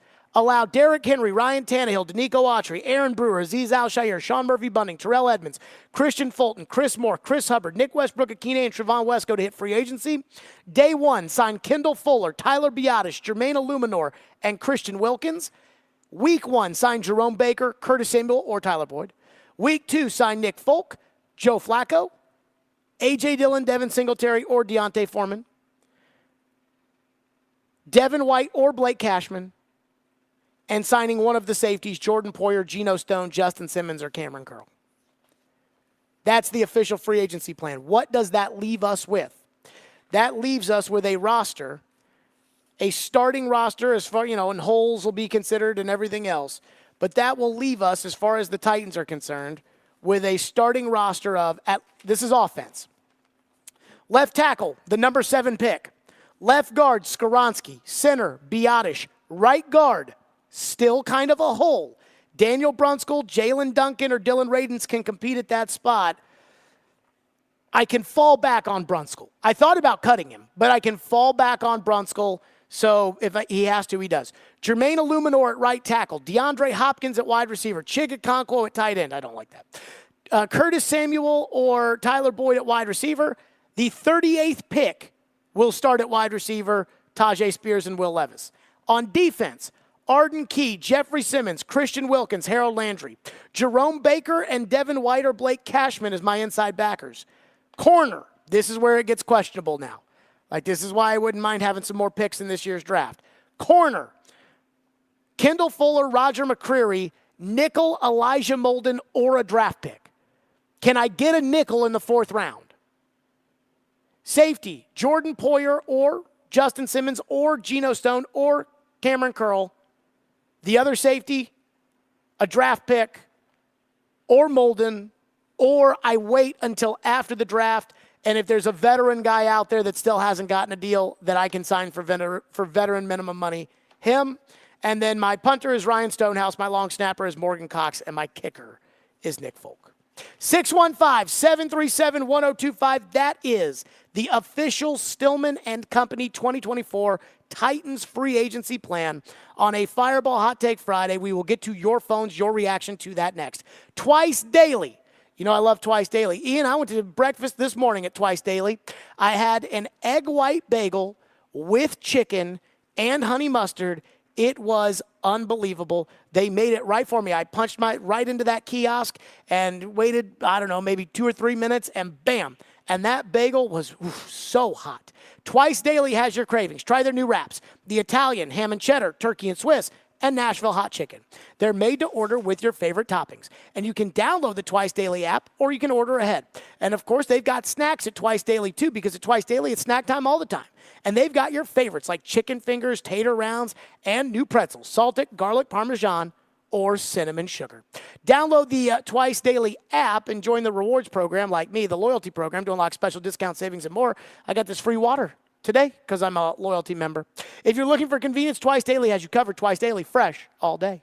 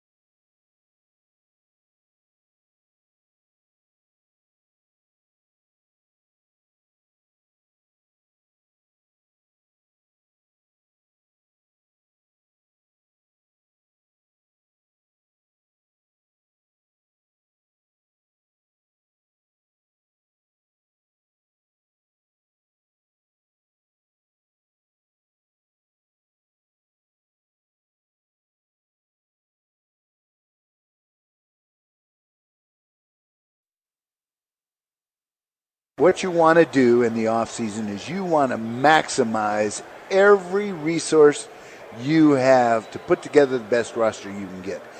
And the only way you can do that is by knowing each of the draft and unrestricted free agency forwards, backwards, upside down. Because the decisions you make, just because you want a corner doesn't mean there's going to be a corner there in free agency or a corner there in the draft.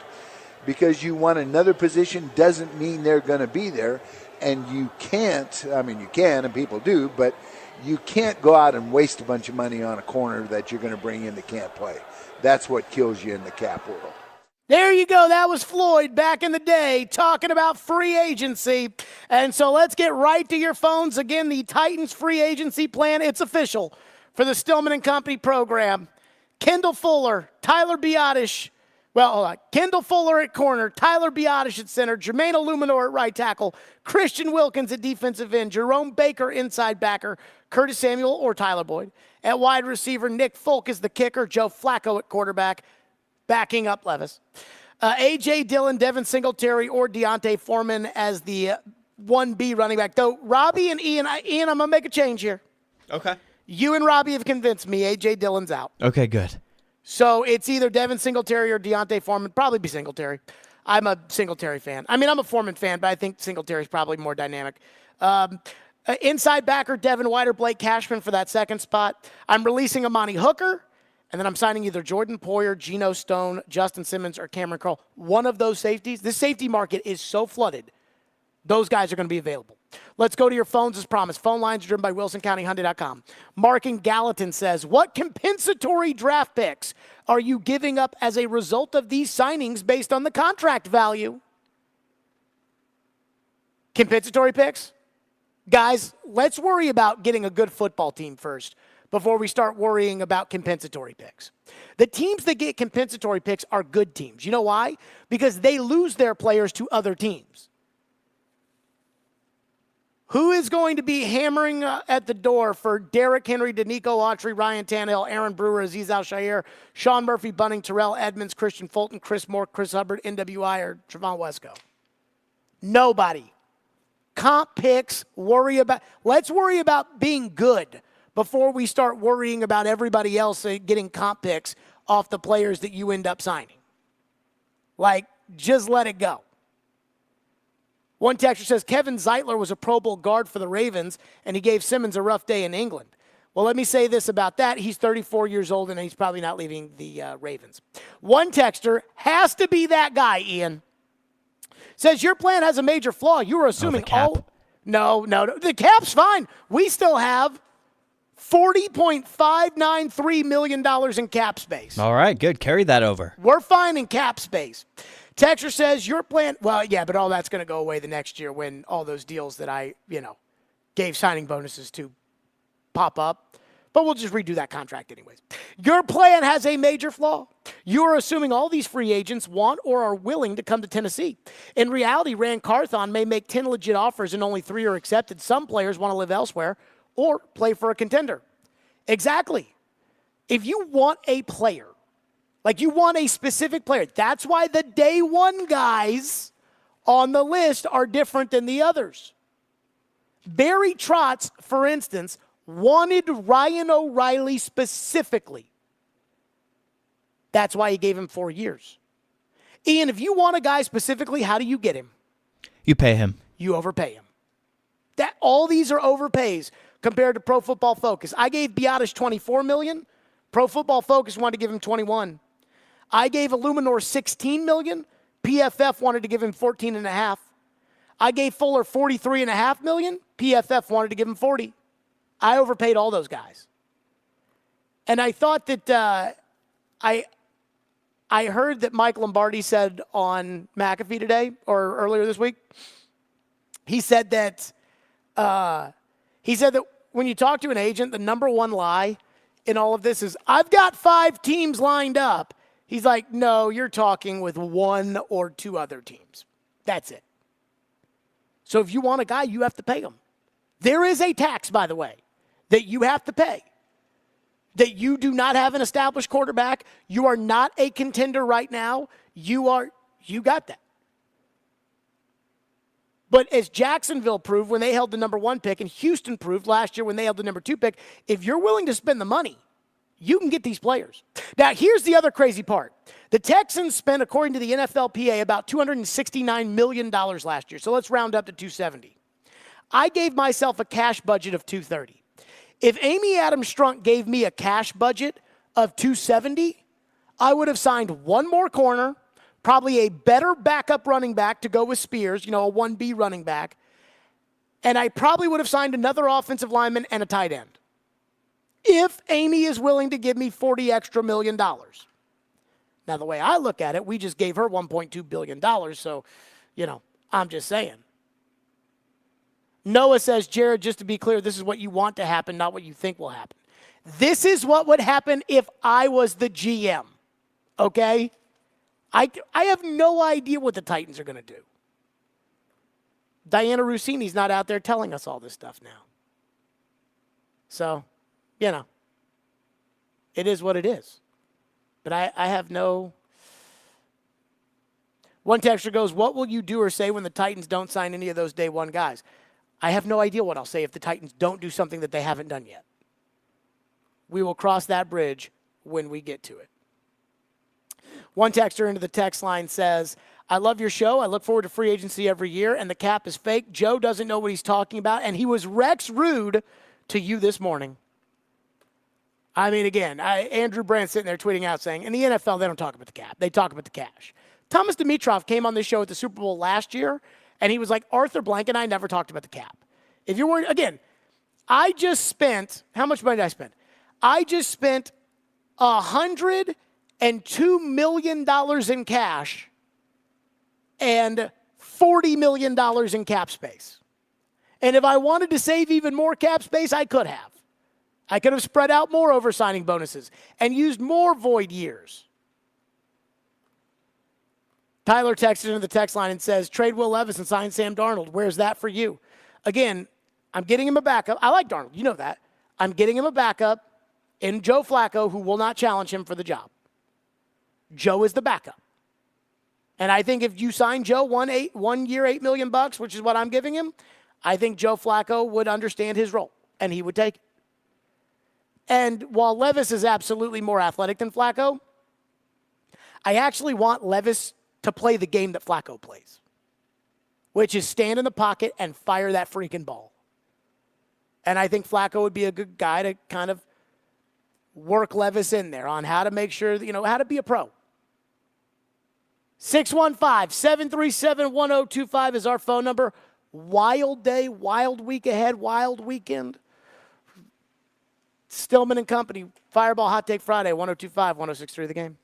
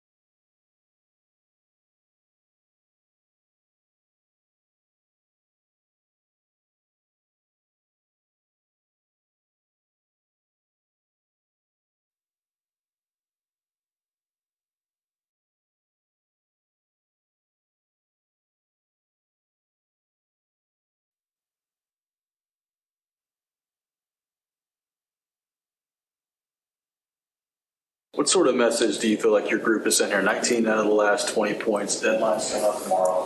What sort of a message do you think your group has sent to Barry as he's trying to sort through the decisions? Well, I think that the group, the message from the team, the way we played is, we want to win, and we're not retooling and rebuilding. We want to win right now, and we're hungry. And when we do things that make us successful, the recipe that we do it, we're a pretty good team, and I think we proved that over the last 10 games. Now there's lots of hockey left. There's more growth in this group that we're going to need to get to. There's going to be little bumps in the road. Kind of a little bit like I feel right now a little bit. So we're going to have to be able to handle that a little bit better than we've had in the past and just keep working. There you go, Andrew Burnett last night. Ian, you heard what he said right there. Yes, I did. He said, we want to win. Not almost win. Give me the Eric Dickerson. Hey, that's my hockey coach right there saying, hey, the message, we want to win. We don't want to almost win. In LA, we want to win. We don't want to almost win. And they say, oh man, if we'd have had another quarter, if this wouldn't happen, I say that's what losers say. And so I said we need to win. I'm saying, and 8-8 and 7-9 is just not going to cut it. I said, this is LA, this is not St. Louis. That's right. We want to win. We don't want to almost win. So I think now that the trade deadline has passed us, there's one thing that we need to do. We need to start focusing on the 2024 Nashville Predators. This team is going to make the playoffs. As of right now, the Predators are ahead of the defending Cup champion Vegas Golden Knights, who are going for it at this deadline, spending $1 gazillion, and you're 2 points ahead of them. There are 18 games left on the schedule. There are 2 this weekend. Both are winnable, one of which I think would be, now I think you've already kind of delivered the knockout shot to Minnesota, but if you beat Minnesota again, they have no chance of making the playoffs. You're 9-0-1 in your last 10. This team proved last Saturday against Colorado that they can go toe-to-toe with the big boys. And I actually thought about this yesterday when Colorado started making all their moves, shipping Ryan Johansson out and Bowen Byram out. And we saw Bowen Byram here last night for Buffalo and adding another center and everything they did. And they added a defenseman from Philadelphia in the Johansson deal. Colorado played that game against the Predators last Saturday night, and they were like, we're not good enough. We have got to change it up. We're not good enough. The Predators played that game on Saturday, and they were like, we're good enough. So nothing major can change now between now and the summer. And in the summer, we can worry about the 2025 Predators, the 26 Predators, and the 27 Predators. But right now, this is your team.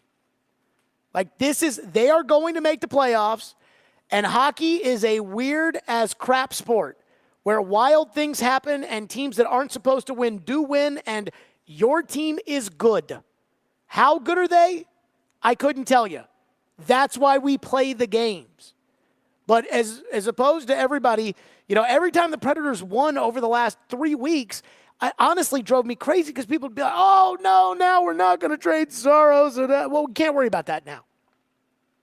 So if you're a Predators fan, which I am, if you're a Predators fan, it's time to worry strictly on the 2024 Predators.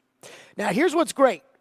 What Barry Trotz has done, and I think Barry made it very clear today, Ian, that he is not interested in Matt Duchene, Ryan Johansson, and Kyle Turris-like contracts. The days of 7- and 8-year deals are gone unless you're Roman Josi around here. He has given himself options, right? He adds 2 guys when he only really had 1 spot to fill. That means he's got options in the lineup. He's got options at Milwaukee.